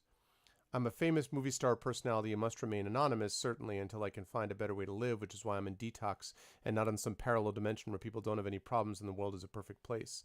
But I just want to say that President Brooks is still a skis-ball and always will be. This is like a bad 4chan. This is a capitalist plot to overthrow the freedom of the world and begin the 1,000-year dominion of the eagle. That's an Aztec prediction. Cortez wrote something about it, too, after sacking the holy city of Tenochtitlan. Can't remember exactly how to spell either. He knew our goose was cooked 500 years before nuclear weapons are even dreamt about. I was on a pilgrimage in El Salvador among many religious types, which I am not at all used to. Happened to wander by the site of some 400 children killed by the Reagan military, 400 little white crosses set not more than a foot apart. Immediately people blessed themselves and became very quiet. In lieu of all the great things being accomplished with the end treaty, Mr. President, I implore you to end the ongoing secret wars of the Central American people. There is nothing to fight for and no one left to fight. Does anyone know what they're doing about all the unemployed spies and covert leaders now that we're friends with Russia? It doesn't take a rocket scientist to realize there's going to be a spy glut. Haven't any of you ever heard of Richard Bilden's book Spies? Okay, that might be the book. So it might be Spies. All the disparaging, paralyzing details can be found in Chapter 14. It's become the science of understanding post-Cold War politics. Okay, so Bilden's book Spies. First of all, I want to say I'm an American, red, white, and blue. Don't believe this treaty will ensure the safety of any future generations of Americans because there are simply too many other countries with the potential to construct nuclear warheads. I live in Vermont and have all my life. I raised up a family during the Vietnam War years, lost a son over there. Let me say, I think Brooks has got to do a better job than the last guy we had in the White House. And he's got to convince the Russians that this is what's best for everybody involved. I lost a son over there in Vietnam. I like to think it was for some damn good reason. Listen here, they don't have the right to give anything away. They did not win fairly. I think the Russian people are acting foolishly. There won't be any jobs. They're kidding themselves. The Yankees are making empty promises. Okay. No more secrets. I have a friend who works as a page at the White House, sometimes overhears things. The Russians really don't want Polyakov because most of them consider him a Yankee puppet. But Russia knows that Brooks will authorize $1 billion loan to Russia and push it right through Congress if Polyakov gets elected. It's a question of which Russians are getting the money. I know, right? Seriously, Rogan. I think President Brooks has the right idea. As a registered Republican, I've supported unilateral nuclear disarmament since the strategic arms reduction talks of the Reagan administration. I think the likelihood of nuclear war has been curtailed dramatically now that we're throwing away our missiles. Grand Canyon. If you were stranded at the bottom of the Grand Canyon with nothing but a cell phone and had to call one person, what would you do? If you were stranded at the bottom of the Grand Canyon with Joe and Joe kept annoying you and ordering pizza and asking you questions, what would you do? If you were stranded at the bottom of the Grand Canyon with nothing but the pickle hammer and the cell phone and Joe wanted to sleep with you, what would you do? What would you do if there was no such thing as a pickle hammer? What would you do if Joe was you and you were the cell phone and the cell phone was really the Grand Canyon? What the crap is this?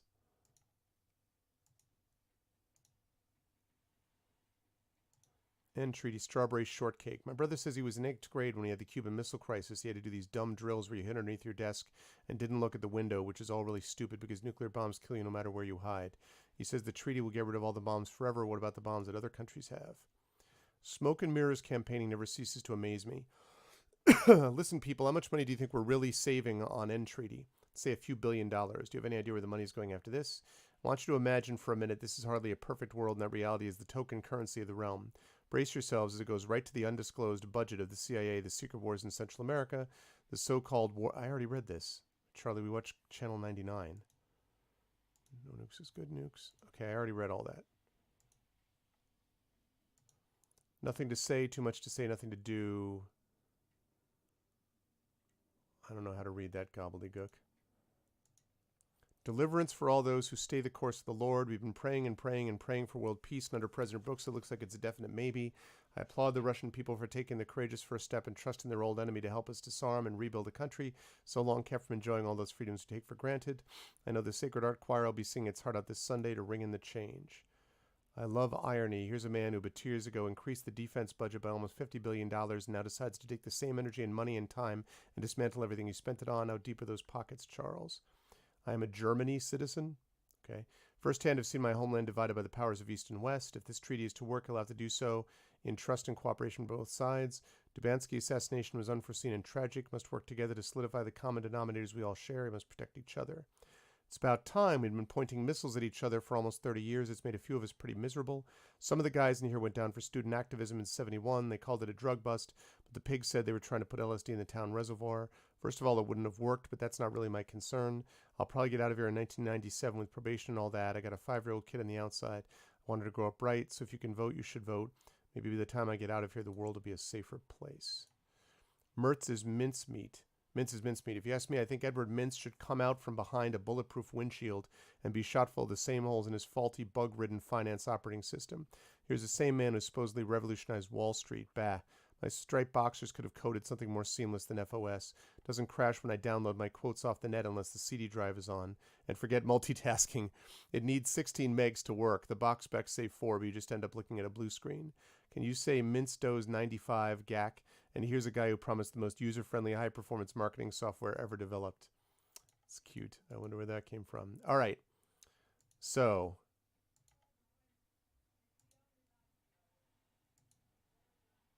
Link established to all right, National so Security Agency. please tell me that there's a book called Spies.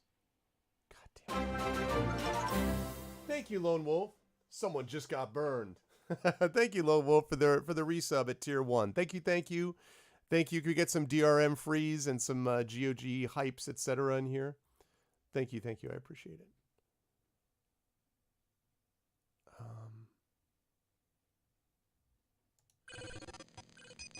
Decryption unsuccessful. Man, it says Beal. It's a Beal code, but Second piece. Decryption unsuccessful.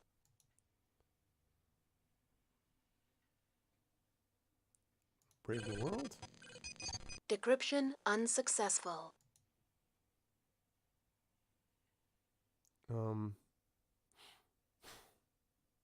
Doesn't look like it. I feel like honor bound to choose the Hobbit, even though it's not that. Decryption unsuccessful. Thank you, Likey. Okay. Well. Lord of the Rings. Decryption unsuccessful. I'm kind of brute forcing this a little bit. I know it's a Beale code, but I don't know the book combination because I haven't found anything that would fit that.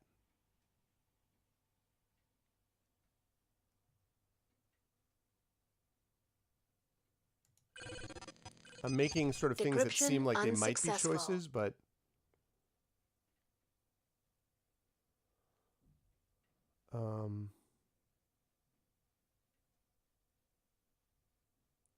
this doesn't make sense. There's got to be.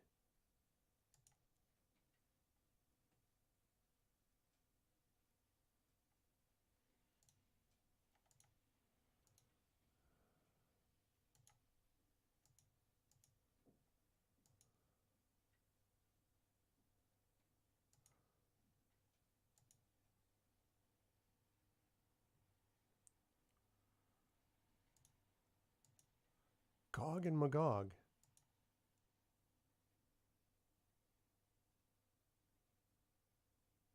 The Bible. I would think it would be the Bible.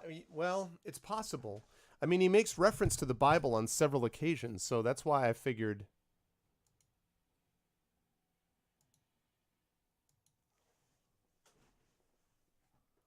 Link established to National Security Agency.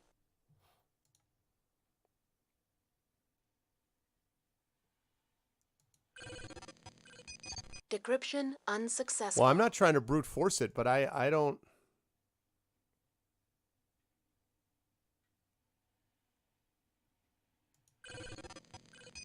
Decryption unsuccessful.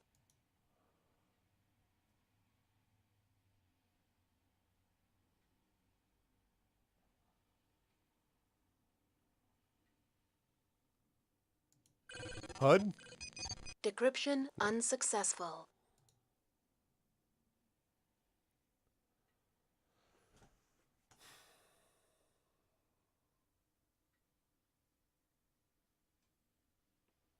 I haven't tried the Prince. Let me try that.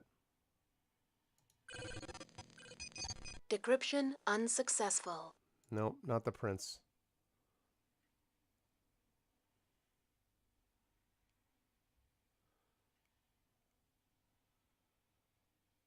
I'm looking to see if there's an end title with end in it.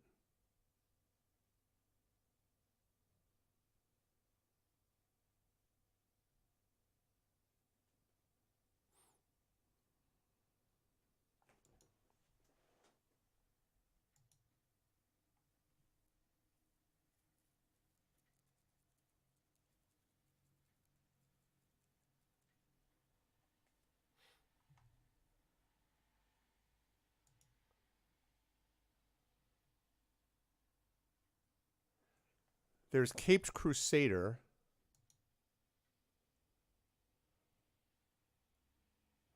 And a non-055.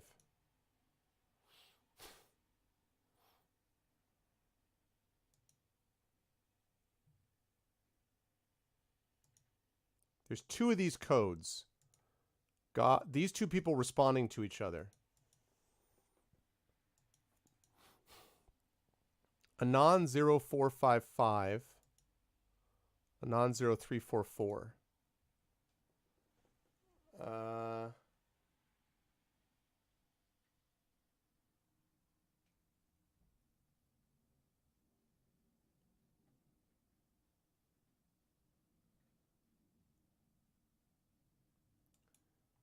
Might as well have a cigarette. Might as well have a cigarette. If you've got 'em, smoke 'em. cigarette.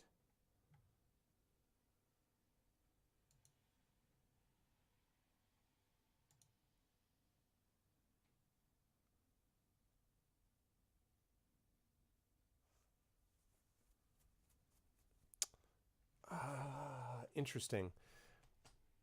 KGB and all of you clowns in power, blah, blah, blah. Got him, smoke him. That's our motto.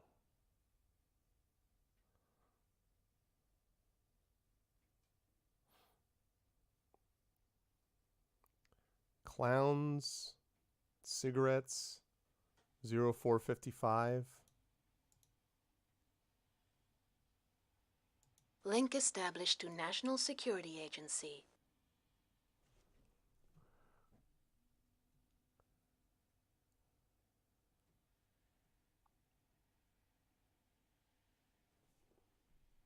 All the king's men, all the king's forces, all the king's men. Decryption unsuccessful. Nope.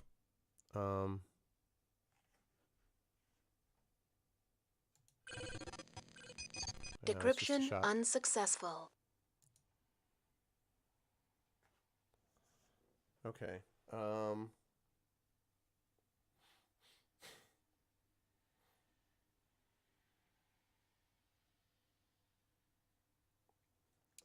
I don't. What do you mean? What is the most secure way to use a book cipher? I don't know that I know what you mean.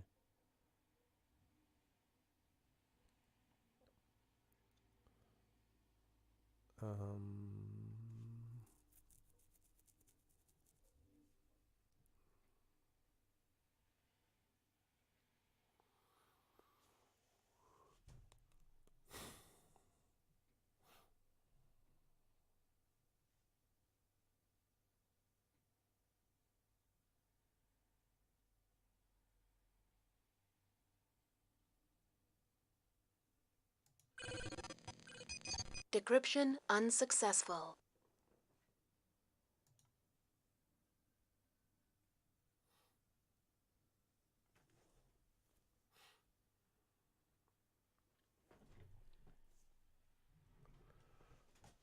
Cobble that together with a micro hint that it can't be brute forced.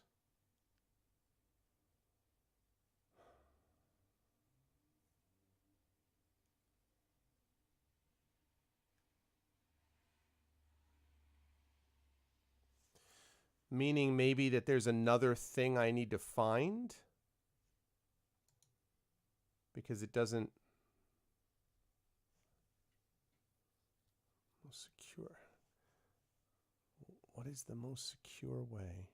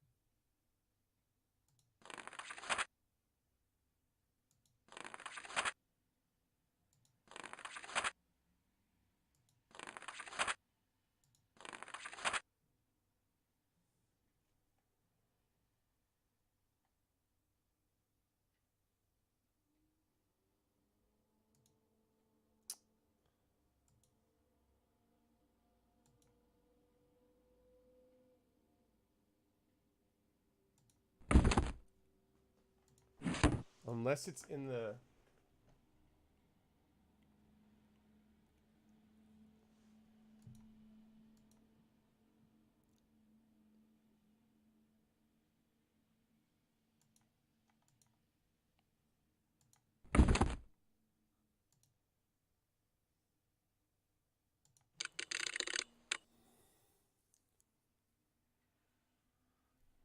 Gog and Magog. All right, I'm going to come back to that in a second. I want to check this Eclipse thing first.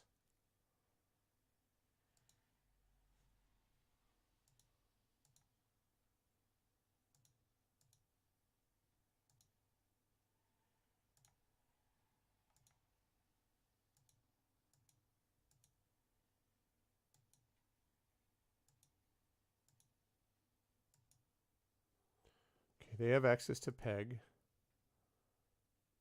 Procat file.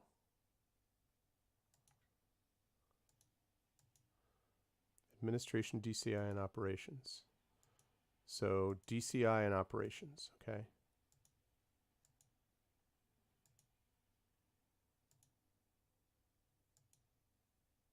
So not Russia operations.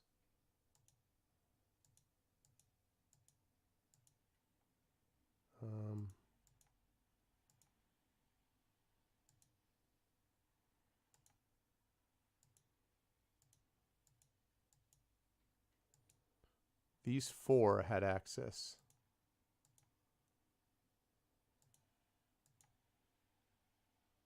Okay. So these 4 had access. Sterling is the director of Central Intelligence. Warhurst is the deputy. William Colby, Max Foster is the station chief. They had access to both of those things. And they needed access to both.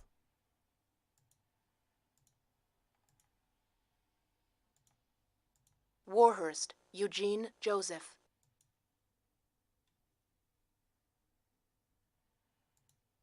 (201) files.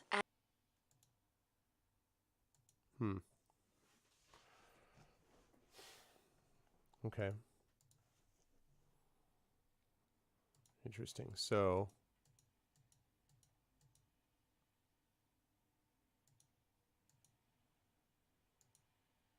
Sterling. all right, so Sterling does and operations does. So that means the only people who really could connect with both of them are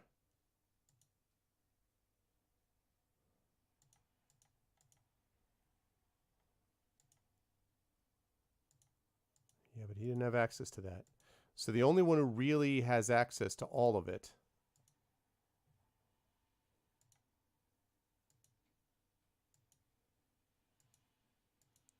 are these 4. So one of these 4 could well be the mole. William Colby, which seems unlikely for a variety of reasons. Max Foster, which is possible. Gene Warhurst or Peter Sterling is the DCI himself. All right, that's Eclipse. But that still doesn't help me with the cipher.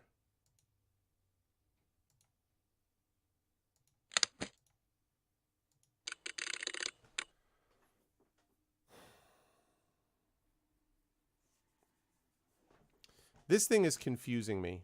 Like Gog and Magog, yeah. Might as well have a cigarette. If you've got them, smoke them.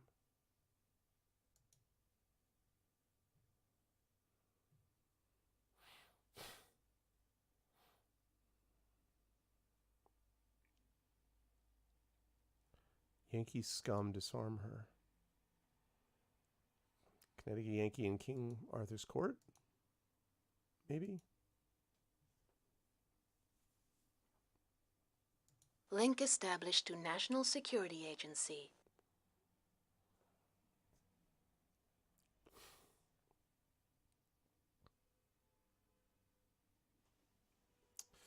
No, I'm getting confused by your hint, you Christensen. I think it's making it worse. I don't understand what you mean at all. Like I'm not tying into the hint in the least. Decryption unsuccessful. I don't see any Channel 99 thing here. I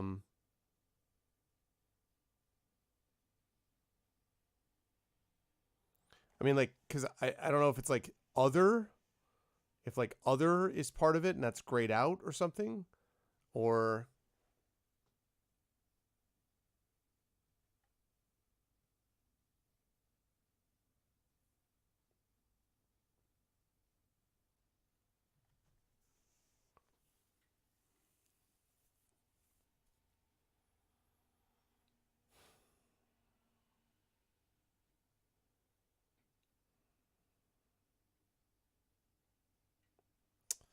The Beale Code.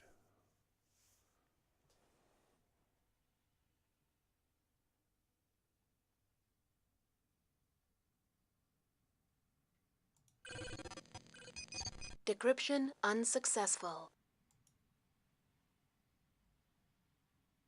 Like, you Christensen, what do you mean? Can you give me else something besides a secure way to use a book cipher? Because that's just really throwing me off. I don't understand what that means. Decryption unsuccessful.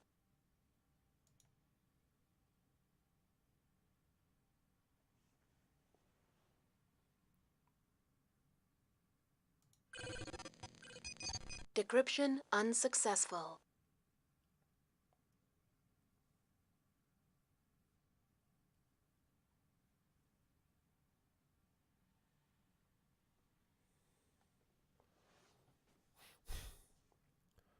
The ones you have are already broken. What? What? Link established to National Security Agency. I mean, I only know one, which is Beowulf. Decryption unsuccessful. That's the only one that I ever knew. That's the previous one that I was able to decode, but that's the ones. What do you mean the ones I have? Do you mean the codes that I have are already broken?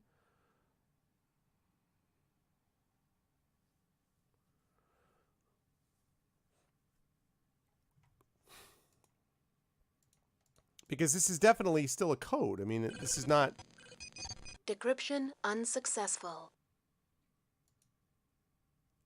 Link established to National Security Agency.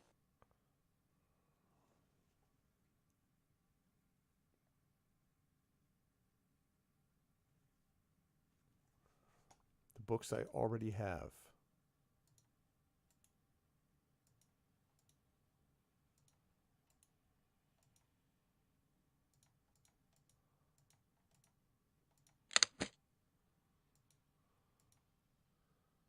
Books I already have. What books do I have?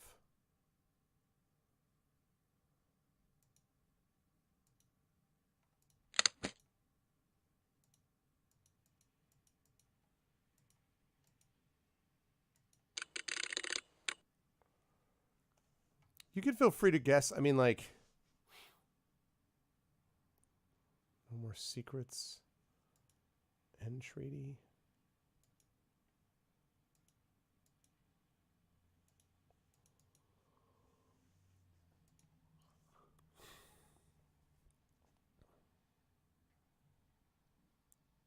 Check the internet? And no, I don't know the story of Gog and Magog. It feels just like... It feels really lame, though.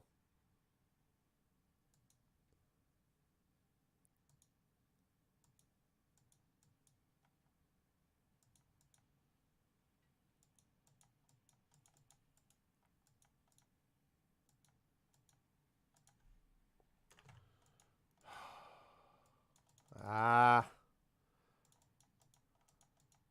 Case officer. There we go. Oh, the internet of the Case game. Officer Thorne. Welcome to Interlink.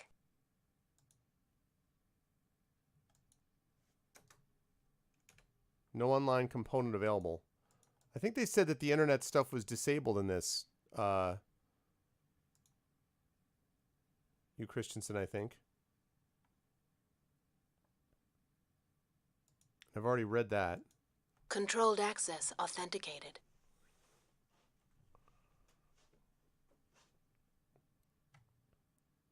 So I'm kind of like...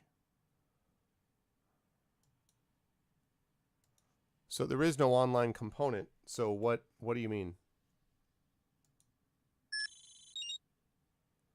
Japheth is one of the sons of Noah. Magog is the second of the 7 sons of Japheth. I put in like the Bible, but it's not the Bible.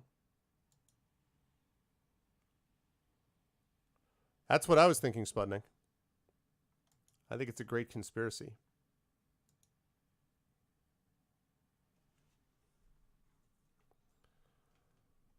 Eastern Siberia.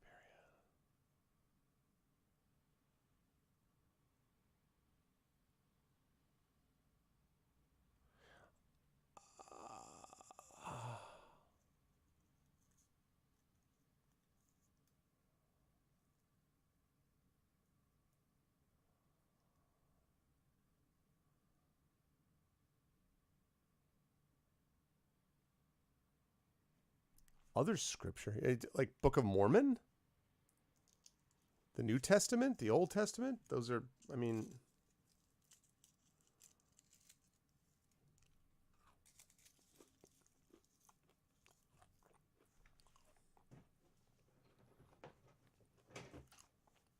you guys talk about like 666 or something? Yeah, I guess so. I guess so, Christensen. I am completely now befuddled. I don't know what you're talking about. So yeah, I guess just say it.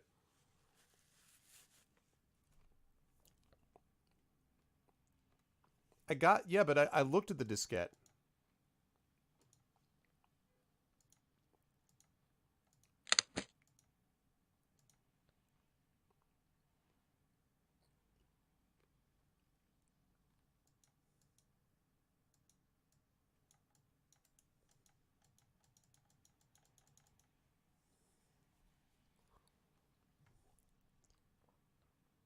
I feel like everything you're saying, I get less and less connected to what you're saying. I am like more and more confused. Book club? What? Society politics? So that's social politics, nuclear proliferation, Gog and Magog. What? I have no idea. I suppose I'm going to feel like a dolt when I finally understand it, what you're saying, but I have no idea. Nor, frankly, do I remember this being this hard when I played it.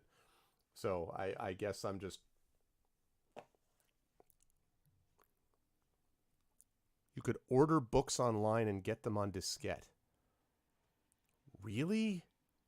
I don't have any memory of that. Really? Okay. Oh, shoot. That's not what I meant to do. Case Officer Thorne, welcome to Interlink. I don't remember that at all. I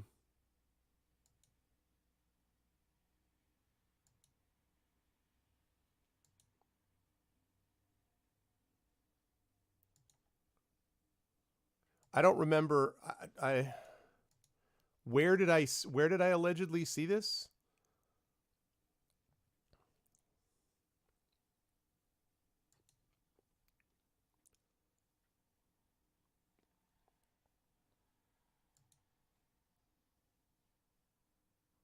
Like, I don't have in my Langley office.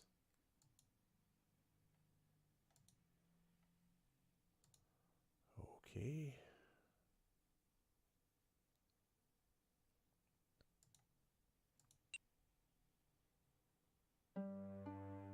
Case Officer Thorne. What the hell now? Good news. We found Birdsong. But I'm not sure he's going to cooperate. Good news. I'm trying to go find out more information. Tell him to cooperate. That's not fair. Birdsong has risked his life for us. And it certainly won't help recruiting. I won't do it.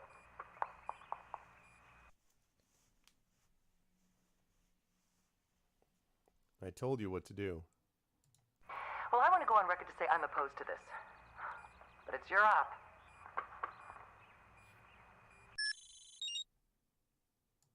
Okay, awesome. I don't even know why that matters. I'm going to worry about Birdsong later. Langley.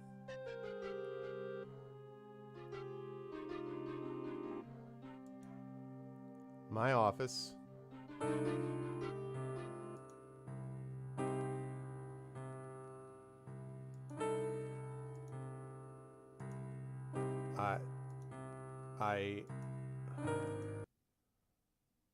Where did I allegedly I'm like... My head is spinning. I am so incredibly confused. I don't remember anything about a book club on a... I mean, I sort of vaguely remember something about a book club somewhere, but like, I don't... I have no idea.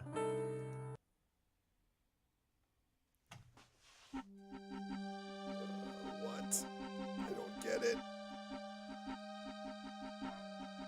Oh, God. I have pretty much the same ops. Oh, it's the same ops as I have pretty much at home. Or pretty much the other place. I have pinpoint. Welcome to clearance confirmed. Which gives me Compartment details about pinpoint. guns. Case Officer Thorne. Oh, God, stop. Eclipse. Security model. Cipher. Again, here's this code. Link established to National Security Agency. But see, again, this is all the same stuff. This is all the same stuff.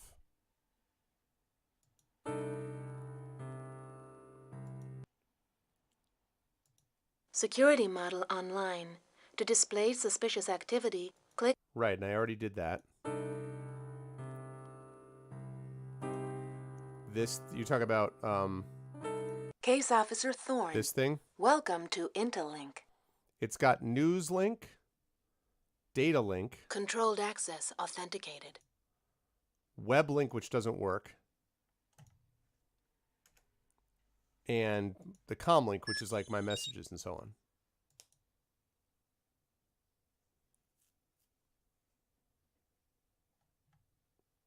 I vaguely remember that. No, there's no connection. They used to have it could actually connect you to the internet, but it doesn't work anymore. No, you can't. You can't, Rogan. It doesn't work anymore. They mentioned that in the GOG whatever listing. It doesn't work. Mission directives for Case Officer Thorne. Investigate. This is what I'm doing, is investigate Gog and Magog on Newsgroup. That's what I'm doing right now. That's the only outstanding thing I have. I don't understand. The photo documents have already done that. Sound analysis have already done that. Cipher is what I'm playing with. Eclipse I just did before. Pinpoint is a weapons thing, has nothing to do with this. Security model is not relevant anymore. So basically it's Cipher, and yeah, it was always just an extra. I may have to look it up. I mean, were they just expecting on the basis of... Oh, God. What is this?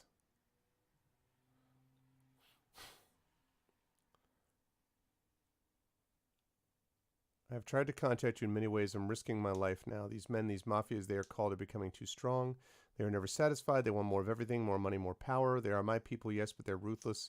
Carry tradition for centuries. They are proud to be criminals who are thieves who profess the code. You cannot stop them, but I must tell you that my contact within their cabal says to me they will take live of Dubansky, who wishes to be president of Russia. They say as well that they will attack your president, Brooks. Your country has symbol of eagle, but he is a vulture who will devour carcass of Russian pride and tradition. Remember this, Maxine. Previous folder, I guess, like interview with Birdsong.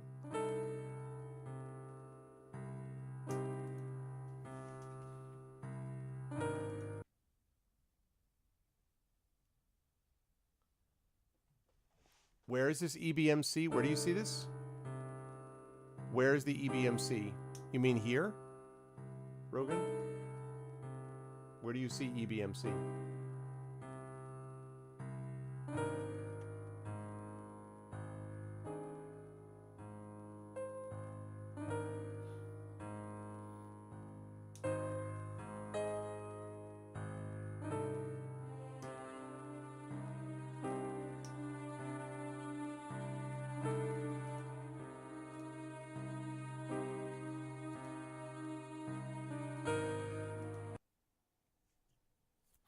No, this is all that's in Langley right now. The only thing that's available is this. I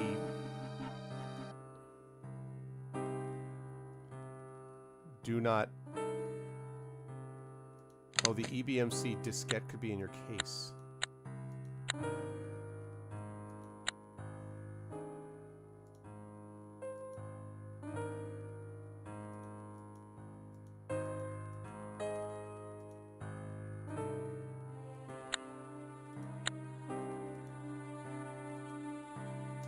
Ah.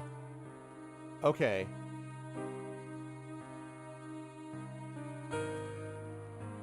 EBMC. This is what you were talking about? Is this what you were talking about, you Christensen, the EBMC?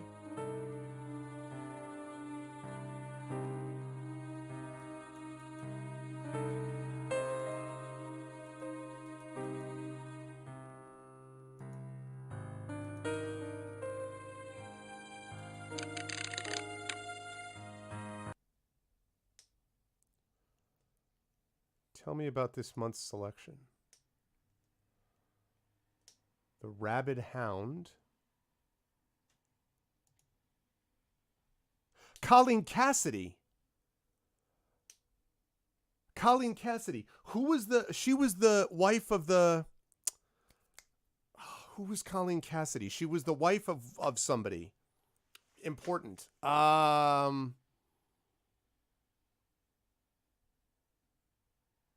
Son of a...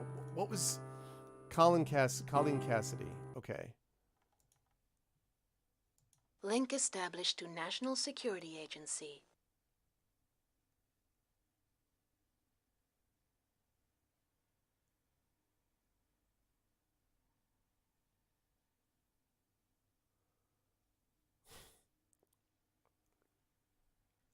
What's up, Finarmus? Of course, that still doesn't totally help me because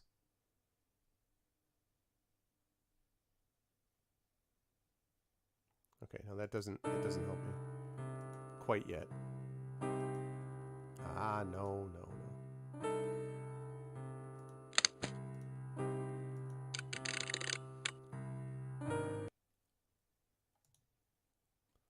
The Rabid Hound.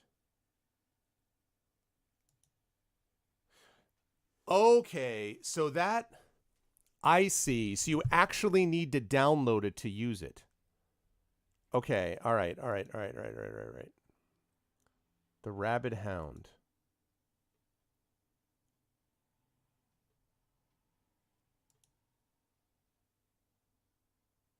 Okay.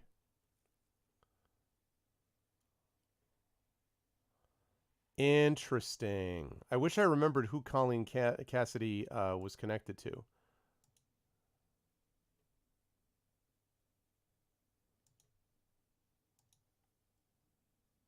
Okay. 46 weeks. Electronic Book of the Month Club is created with a modern book lover in mind.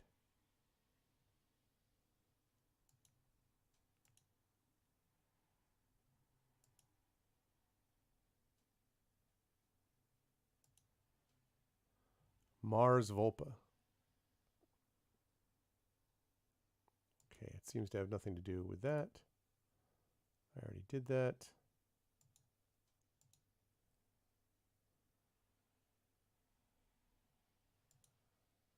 Okay, so now that I have it, I should have access to this, supposedly.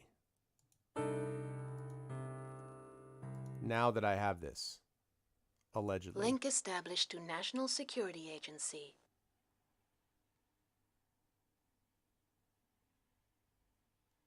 Where is the Rabid Hound? Oh, there's other. Decryption successful. That's it. Thank you, Christensen. Now it makes sense. Onyx, Procat has come through for you again. I've acquired a high-grade nuclear pit. Send final payment and come solo to agreed meeting. Our boy Mirage. Well. It's our boy Mirage. Okay. Link established to National Security Agency.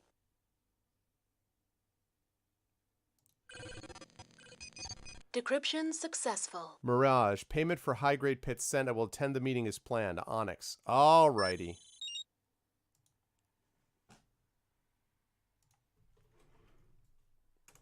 I sure hope I'm wrong about this. But it sounds like this message is referring to a nuclear pit. You know, the part that goes boom. No. I just had no recollection of that EBMC thing. So that's why I needed to be more specific, because I literally, once you mentioned, I'm like, what? And then I saw the disc. I'm like, oh, you can actually, I should have realized that you could use the disc to enter it into the computer. And if I had thought about that, because I did that with the GOG and Magog one, then it would have made sense. So yeah, we can find this pit deal by tracking Onyx. I had the Interlink system put together a case file to aid the hunt. Can always find that on a CIA authorized access page in the data link system. Report to me if you discover something. Okay.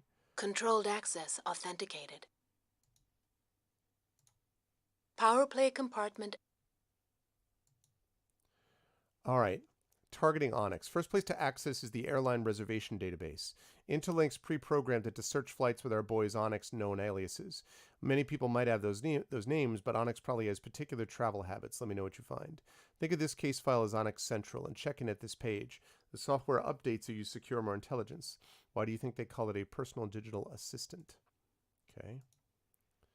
Onyx, identity unknown. Alias is Samir Patel, Deepak Mehta, Ajay Batra, Sanjay Bulsara, Onyx.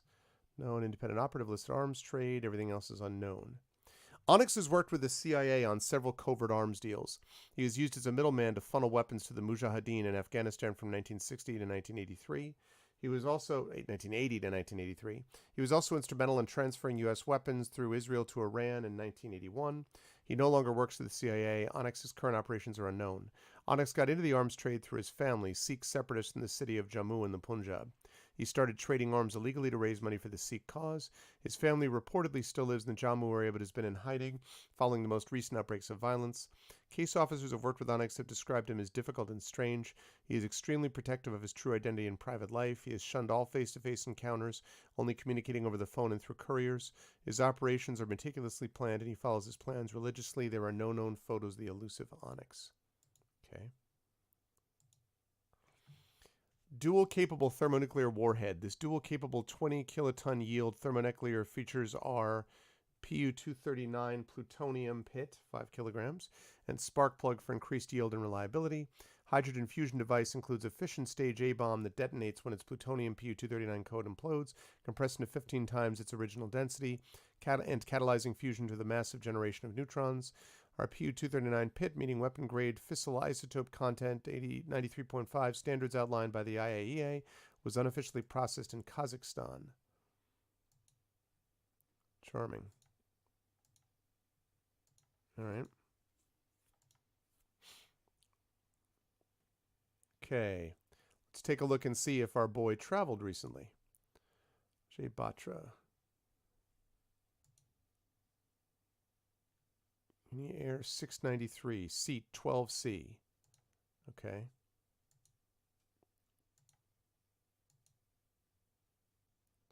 Seat 21A. Okay.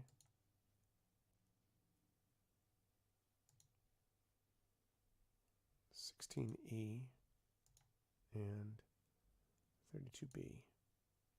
Okay.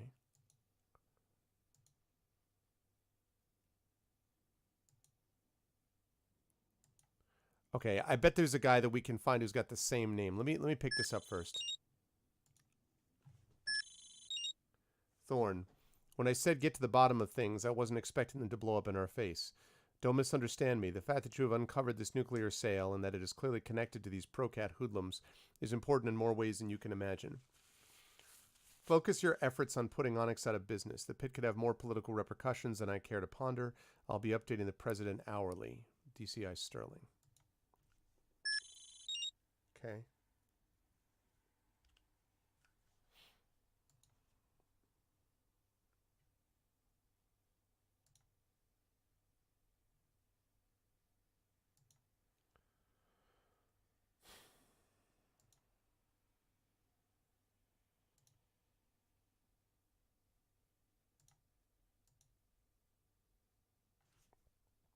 Okay, I'm guessing that I'm looking for common patterns, right?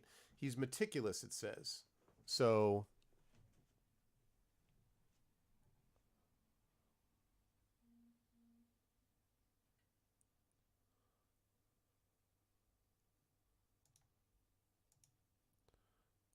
all right, Bombay to Calcutta.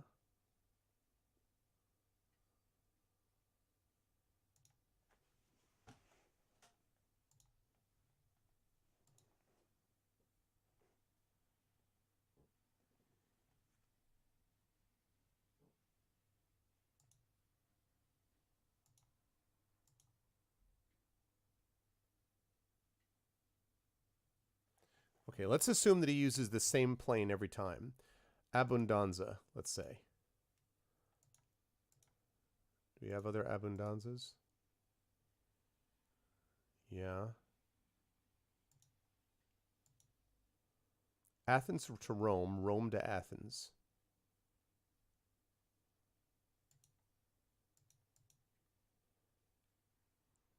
Singapore to Delhi, Delhi to Rome.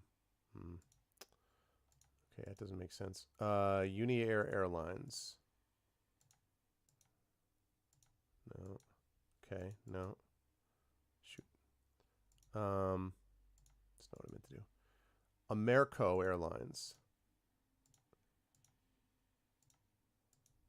No. Ratha Air. Ratha Air, Ratha Air. No. We have them in abundanza. I see what you did there. Let's see. Air Thai Airlines, Lufthansa Quantum. I think it's got to be something with this abundanza. Okay, he was seat 16E, 32B. So 16A going out and 32B coming back. What was it again? 16E coming out, 32B coming back.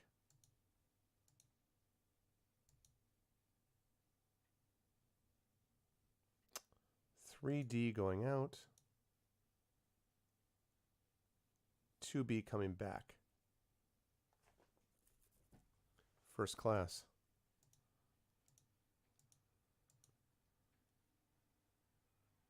No, it's still not first class. I'm guessing that dude is going to travel first class. Why is he going to go in coach? Especially when he's very defensive, where he is very careful about his identity. So let's see. First class. Okay. S. Patel, 2A. No. No. No. No. No. No.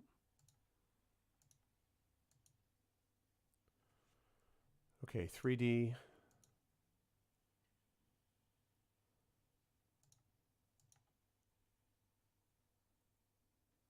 All right, so first class. So we've got one other situation with first class.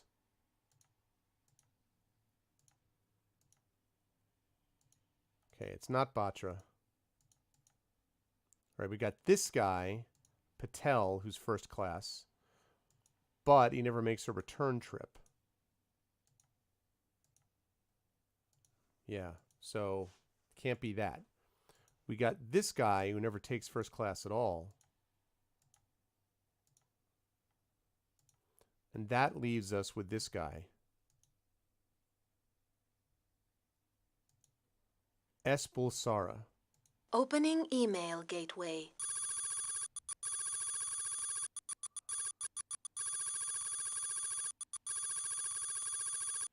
What?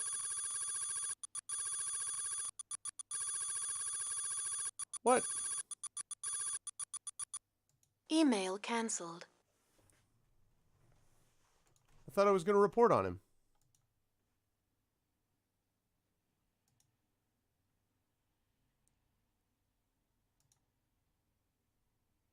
Opening email gateway. Ah. Man. Okay, so I guess I haven't done something. I thought I was going to report. I thought I had something I was going to report. Okay. Maybe not.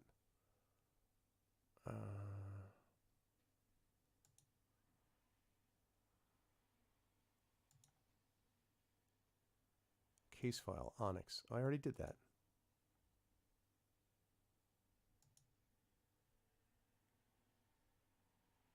Link established to national security.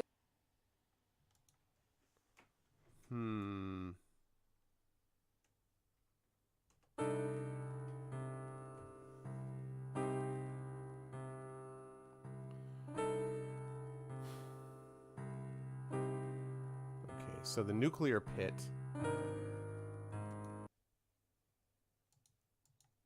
No, I already took care of that. All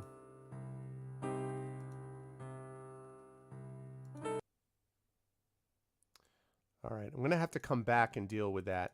I'm going to go to see if I can interrogate Birdsong.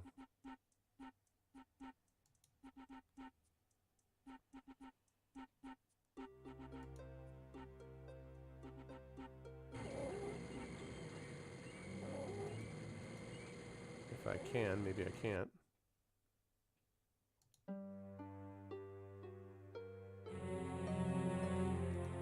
Okay, that's not it. I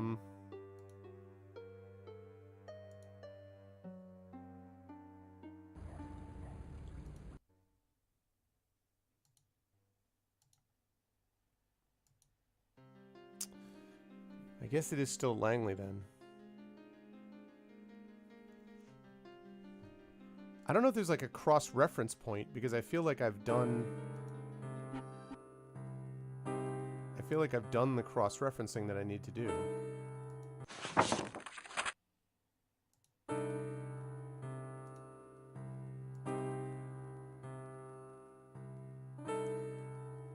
Case Officer Thorne, welcome to Controlled Access Authenticated.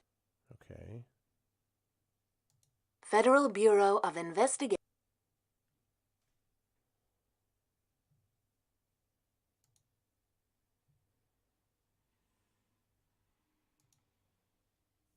Jalabad. Welcome to the Central CNA, maybe? Intelligence Agency. Power play compartment accessed. I've done that already. 201. No, I know about that. Linking to Office of Information. Level Critic.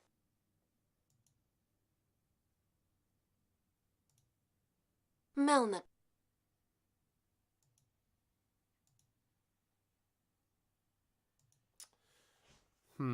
Okay, so that's Procat.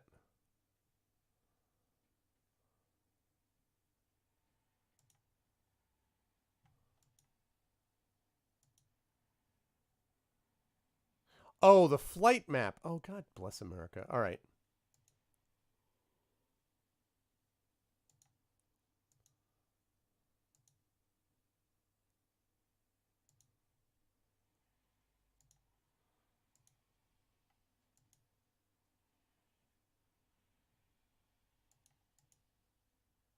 Opening email gateway.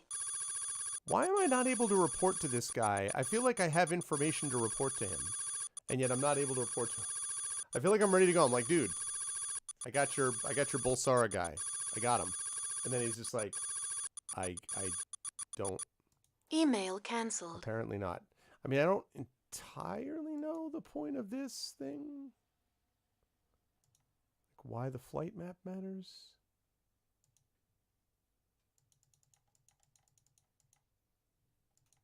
No, it's dinner. Yeah, like, I mean, it's the same habits. Like, this is the guy who's sort of closest to all of that.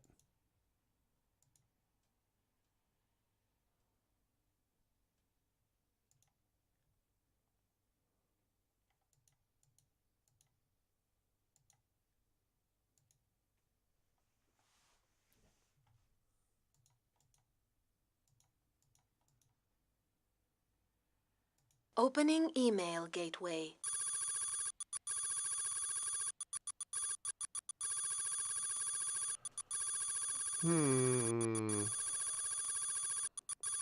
That is not what I was...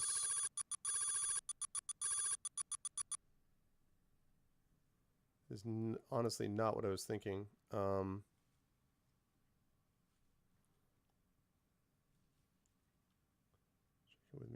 Checking with me. Just bear with me 1 second.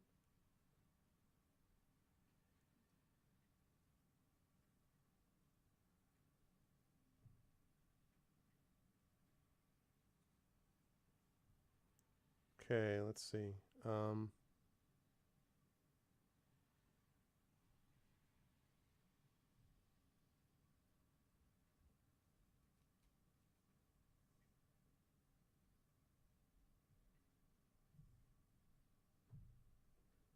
Okay.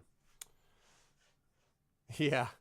Well, Email cancelled. yeah, I mean, in a way, it's one of those quality of life things, right, from the games today. But it's not even... Yeah, I mean, I guess I don't really... Because I do have an operations log, but I don't... Case Officer Thorne, welcome to Controlled Access Authentication. Mission Directive. Call former MI6 operator John Blake about Procat. Oh! Okay, find Onyx as well. All right, let me call John Blake. 01144.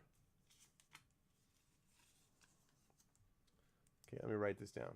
011 44 171 5550909.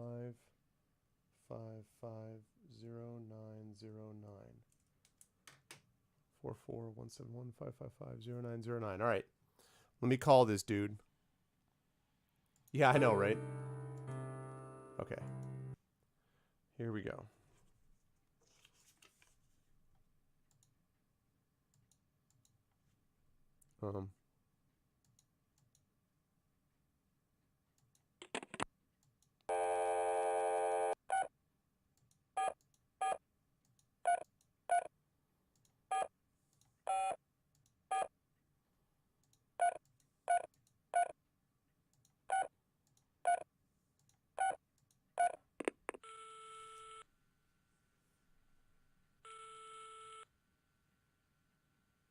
John Blake here.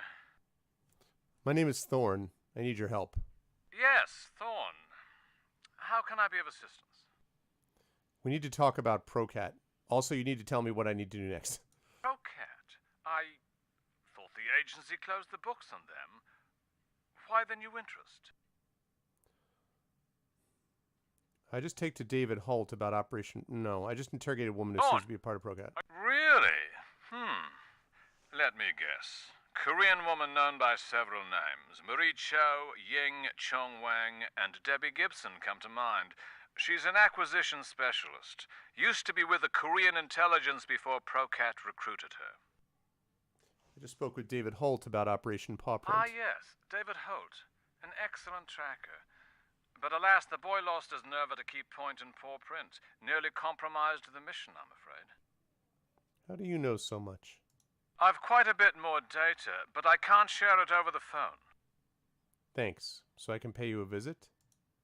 Any time would be fine. I'm at home more or less all day, except for the odd trip to town for groceries or a new musical release. I'd welcome a chance to chat. All right. That gives us some information to work with. Case Officer Thorne, well... How the hell could Blake know about Ying? My contacts at MI6 say he's out of touch. Let's check him out.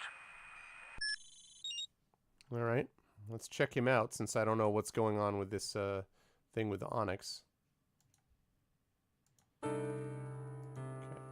And off that way. London. Let's go meet with Mr. Blake.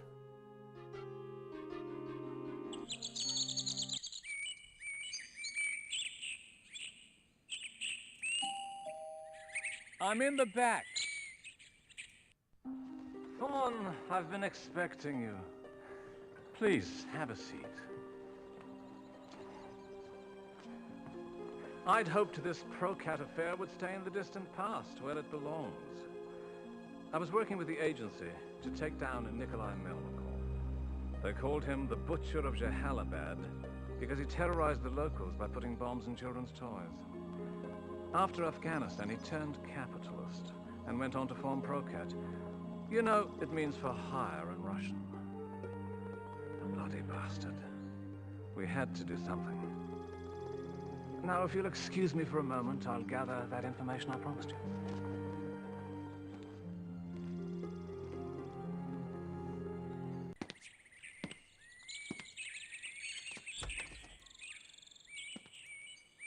Down to the Baskervilles.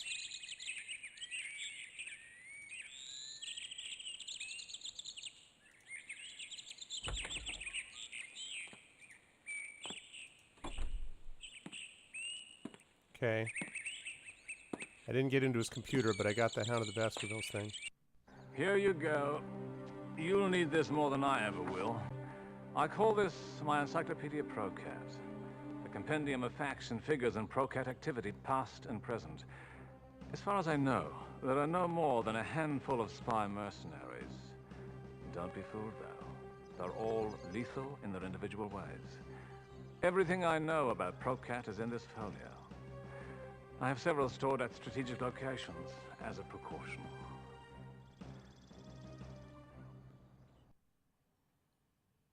What do you mean, precaution? If Melnikov isn't in his grave, don't you think he might come after the man who tried to put him there? The Yellow Pages are no mere academic exercise. Consider them a survival manual. Put them to good use during your investigation. But didn't you kill Melnikov? If only I could be sure that I put him in his grave. The car exploded, yes, but I had to withdraw once the device was planted, and Six never confirmed the kill. Probably only a formality, but a professional likes to be thorough. So who do you think is running Procat? Apparently, the new leader doesn't want to suffer Melnikov's fate. He's known only by his code name, Mirage. And that's exactly what the bugger is. No photographs, sightings, not even a bloody shadow. I'd wager even Procat members don't know who he is. Or her. No reason Mirage has to be a man. Thank you. I appreciate your help. Also, could you leave again so I can look at your computer? No, no. It was my pleasure.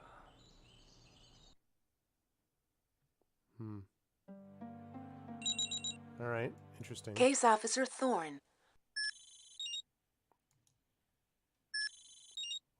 Thorne, I've authorized Peter Sterling to give you access to the offices of David Holt and Jamie. Search for any intelligence our investigation may require. Let me also take this moment to stress caution. Watch yourself. I didn't think William Colby. He's not the director in this, though. I mean, you've authorized access. All right. Still, though, information is information. One of the interesting things about games like this is that it gives you so many potential leads.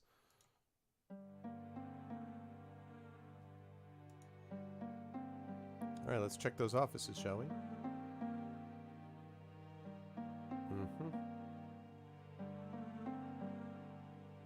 Let's try Holt first.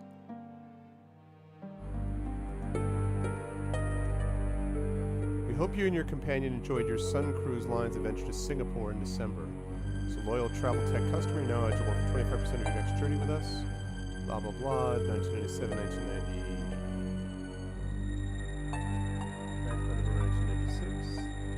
Travel Tech, Sun Cruise Lines.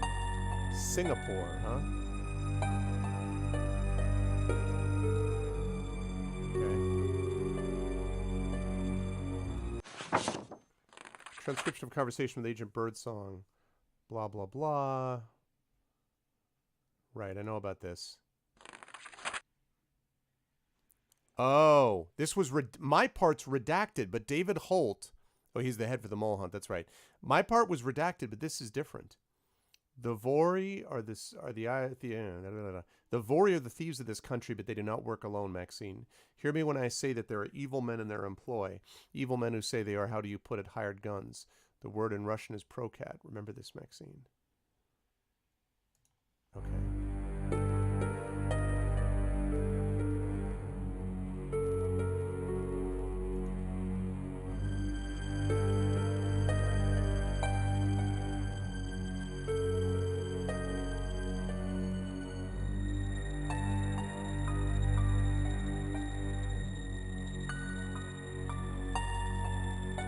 Map, which is not clickable.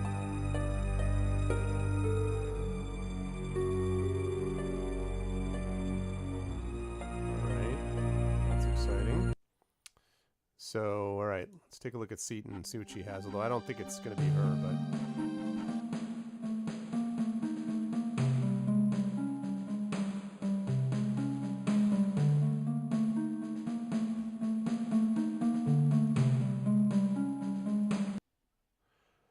Memorandum from Morris Huther, Director, Office of Administration. Dear Jamie, although you were among the most qualified of applicants for the job, we decided on another candidate for the Assistant Director of Science and Technology. In the end, we all agreed the best place for you right now is where you are. Gene Warhurst recommended you highly for promotion, but even he couldn't deny how important you become in the Office of Technical Services. Too many case officers and analysts depend on you. As always, keep in contact. Having working with your father, I know you don't lack ambition. There'll be other jobs. M.H.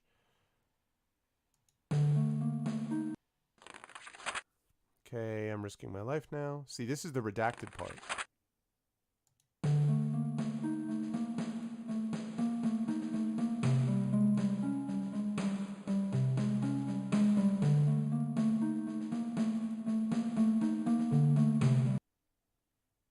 Weblex. Messages sent. All Morgan Seaton. Dear Dad, you just got me thinking about Mom again, but good thoughts, I promise. Voy's the Russian mob, yeah. I miss her. It was an especially bad day. They passed me over for that job. I was so put off I unplugged my camera. Thanks for the pep talk. That's why I have you, Dad. You've always been my strength, and I know we've both still got Mom in our hearts. Love you, Jamie. Dad, I'm working to be Director of Science and Technology, but I have the feeling there's somebody here who'd rather have a man doing it. I don't want to mention any names like Peter Reed Sterling, President's Towel Boy, Director of Ass Kissing. You're right, I need a break. The question is when. Love, Jamie. Hi, Dad. Besides working late and buckling from the stress load, I'm up to my armpits in paperwork again. I've got personnel on what must be the biggest manhunt of all time and 2 national emergencies to contend with, and we both know that it comes with a job. If I treated this place like a job, I would have left a year ago. I don't know. You know this place, so I'm asking you, and I want an honest answer. Why am I still here? It can't be for the benefits. Love, Jamie. Chin up. Dear Jamie, you're there because you're the best at what you do, hands down. Agency wonks used to say you were there because of me, then they saw how good you were. You've always taken every challenge to its height, whether it was the lemonade stand or the debate team. Get a good book and have some quality time to yourself. Maybe you and David should get back together. Love, Dad. David Holt, David? The Men's Club. Dear Jamie, I know how you feel. Gene W. was a lead operations officer when I was there. We talk often enough. He considered me career agency like you. If anybody can help, he can. As for Sterling, once a suit, always a suit. Connecticut was the right choice. I love it here. My neighbor, a charming young woman named Patty Lee, says hello. Yes, I still think about your mother, but even you said it was time to move on. I can't believe Patty actually took me mountain biking the other day. Something tells me it's slightly out of my demographic. Love, Dad. Real strength. Still, Jamie, you've got a few things to learn about strength. How do you think I made it through the last 2 years? Talk to Gene about that promotion. Maybe there's something you haven't considered. Statistically, Langley employees are not promoted when they're valuable where they are. I was overlooked for the first 5 years because there wasn't a replacement for me, not because I didn't deserve a promotion. Gene will probably give you some time off when the end treaty is signed. I'd give him a call, but I know how angry you get. Hang in there. Love, Dad. Okay.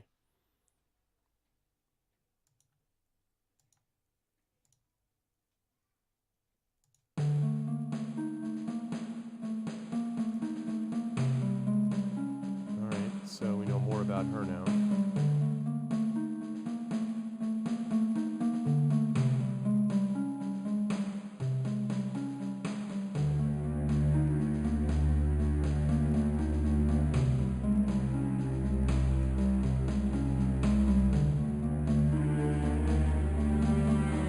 Well. Sun Cruise Lines. So she and David are still together, as it turns out. Although I don't know what that has to do with this. That may just be cool information.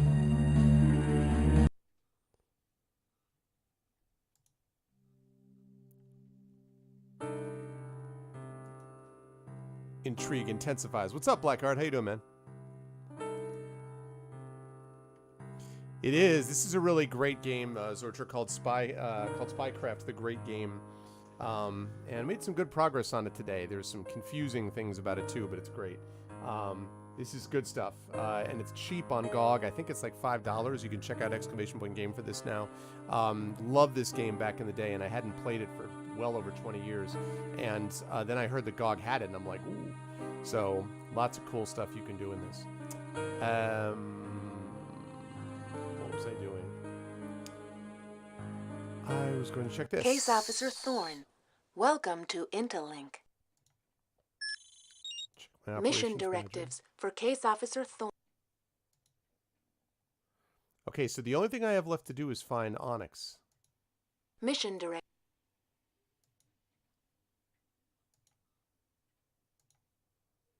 Gotta find Onyx. Location of the deal for the nuclear pit weapon. It's the thing I'm having a hard time with because I feel like I have figured it out. Supposedly. Case anyway. Officer Thorne. What controlled access authenticated. Welcome to the Central Power Play Compartment Act. Okay.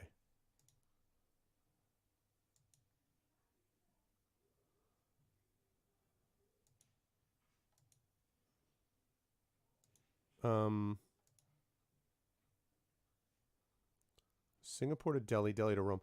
This thing is the thing that I'm not understanding. Like, Opening email gateway. I don't know what I'm actually reporting. Yeah, so this is not it. There's got to be some bit of news or some bit of information that I don't already have. But Email cancelled.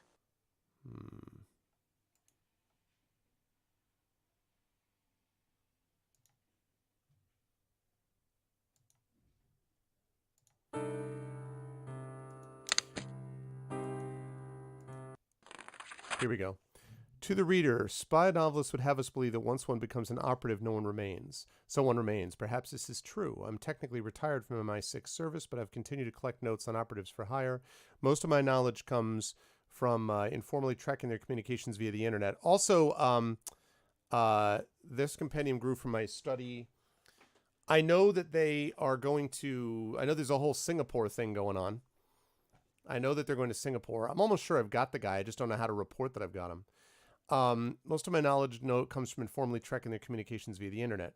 This compendium grew from my study of ProCat, means to hire in Russian, a group created by the late Russian General Nikolai Melnikov. Although ProCat once held sway over the criminal and terrorist underworlds, it was disbanded after Melnikov's 1992 death. Happy reading. I will gladly provide this material to anyone except, of course, spy novelists. Okay, known aliases. As far as I could summarize, American intelligence recruited her while she posed as a college student somewhere in the United States. Taste for the opulent, used in that of corporate secrets, not known for ability to withstand extreme interrogations, but well paid for her services. She demands it. Ying's father is a Chinese party minister, avid black marketeer who seated her love of luxury. Prendel. Also, Blackheart, I had you listed, I think I may have just, based on the thing I was looking at, you're coming up in about 8 minutes, right? Because I think I put you an hour and 8 minutes. I think I misread the time thing, but I just want to make sure. You coming up right after me, yeah? Want to make sure I'm clear about that. Grendel or Gilgamesh. Passed on the information. Harmonica. I'm just looking to see, is there anything new on this? There's our boy Kneecaps. Okay, that's what I thought. All right, so I will close up here in just another minute. Maxwell. Melnikov. Final days were in Thailand. Mirage. And the meek shall inherit the earth. Mintz. That's all I need to know about Edward Mintz. MI6 operative. Familiar with his handiwork. There we go. Samir Bulsara. Blah, blah, blah, blah, blah. Onyx is known for his obsessive compulsive neatness. Here we go. Strict vegetarian. He's a strict vegetarian. Insists on business class when traveling by air. Ah, okay. Business class and aisle seats.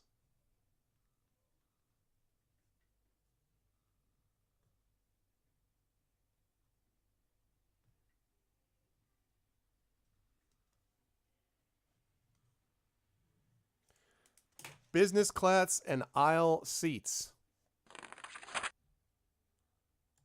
Okay. I'm checking this quickly. Okay. Business class and Case Officer Thorne. Business class. Welcome to Interlink. Okay. Data link. Controlled access authenticated. CIA, Welcome to the Central authorized access. Power Play Compartment access. Onyx. Travel Tech. Aisle seats. Okay, there's aisle seat business class. Batra.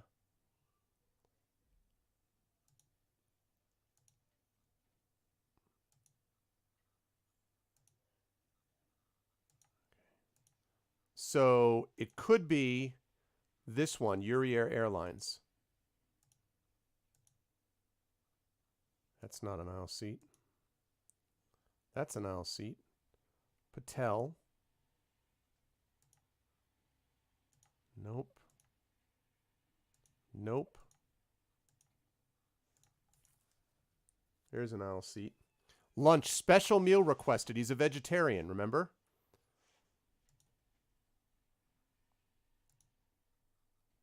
There we go. Business class, aisle seat, special meal requested. That's our boy. That's our boy right there. Opening email gateway. Come on, give it to me. I got him. How do I report him? I got your boy. Man. I got your boy. Okay. Email canceled. All right. Well, we got close. We got him. I got him. I just gotta actually finish it up. Okay.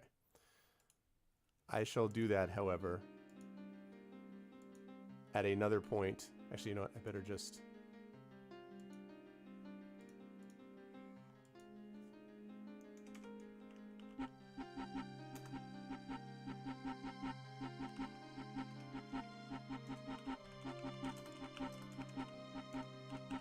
Tracking down Onyx. There we go. And that should be there. Good. Lovely.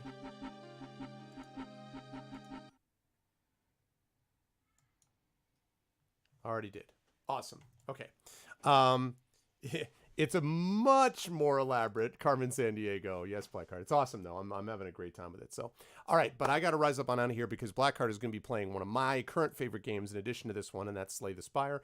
So you should stick around for him. As for me, I will be back here next Tuesday with D&D with GOG. In all likelihood, it will be with an earlier start time of 6 p.m. instead of 7. So we're looking at 6 p.m. Eastern going until... Sorry, I beg your pardon.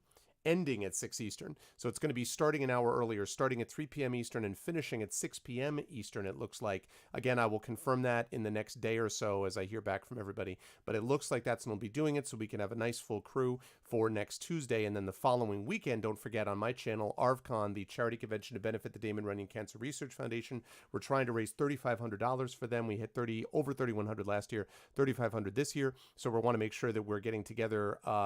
Hopefully people can support us by checking us out because D&D with GOG will also be over on that channel for a session after this one. So big session coming up right here, which will be awesome. And again, that will be next Tuesday. Also, I'll be back on my channel. There'll be stuff going on Thursday, but I will personally be back on my channel on Friday when I'll be continuing with Esper Genesis, our space opera game. I want to thank everyone for being here. Don't forget to follow the channel, sub to the channel, and check out all of the individual people as well, including the person that you're about to watch right now, and that, of course, is Blackheart. Thank you everyone for hanging out with me. I had a great time. D&D next week. Week after that, we'll come back to Spycraft. I'm really enjoying this game, and we should be closing up shop on Spycraft in a couple of sessions, I think, after D&D. But that's it for me. Stick around for Blackheart, and I will see all of you lovely folks either on my channel Thursday and Friday, or next week right back here for episode 176 of Pen and Pixels. Until then, thanks everyone. Everyone be good to each other. Stick around for Blackheart, and bye for now.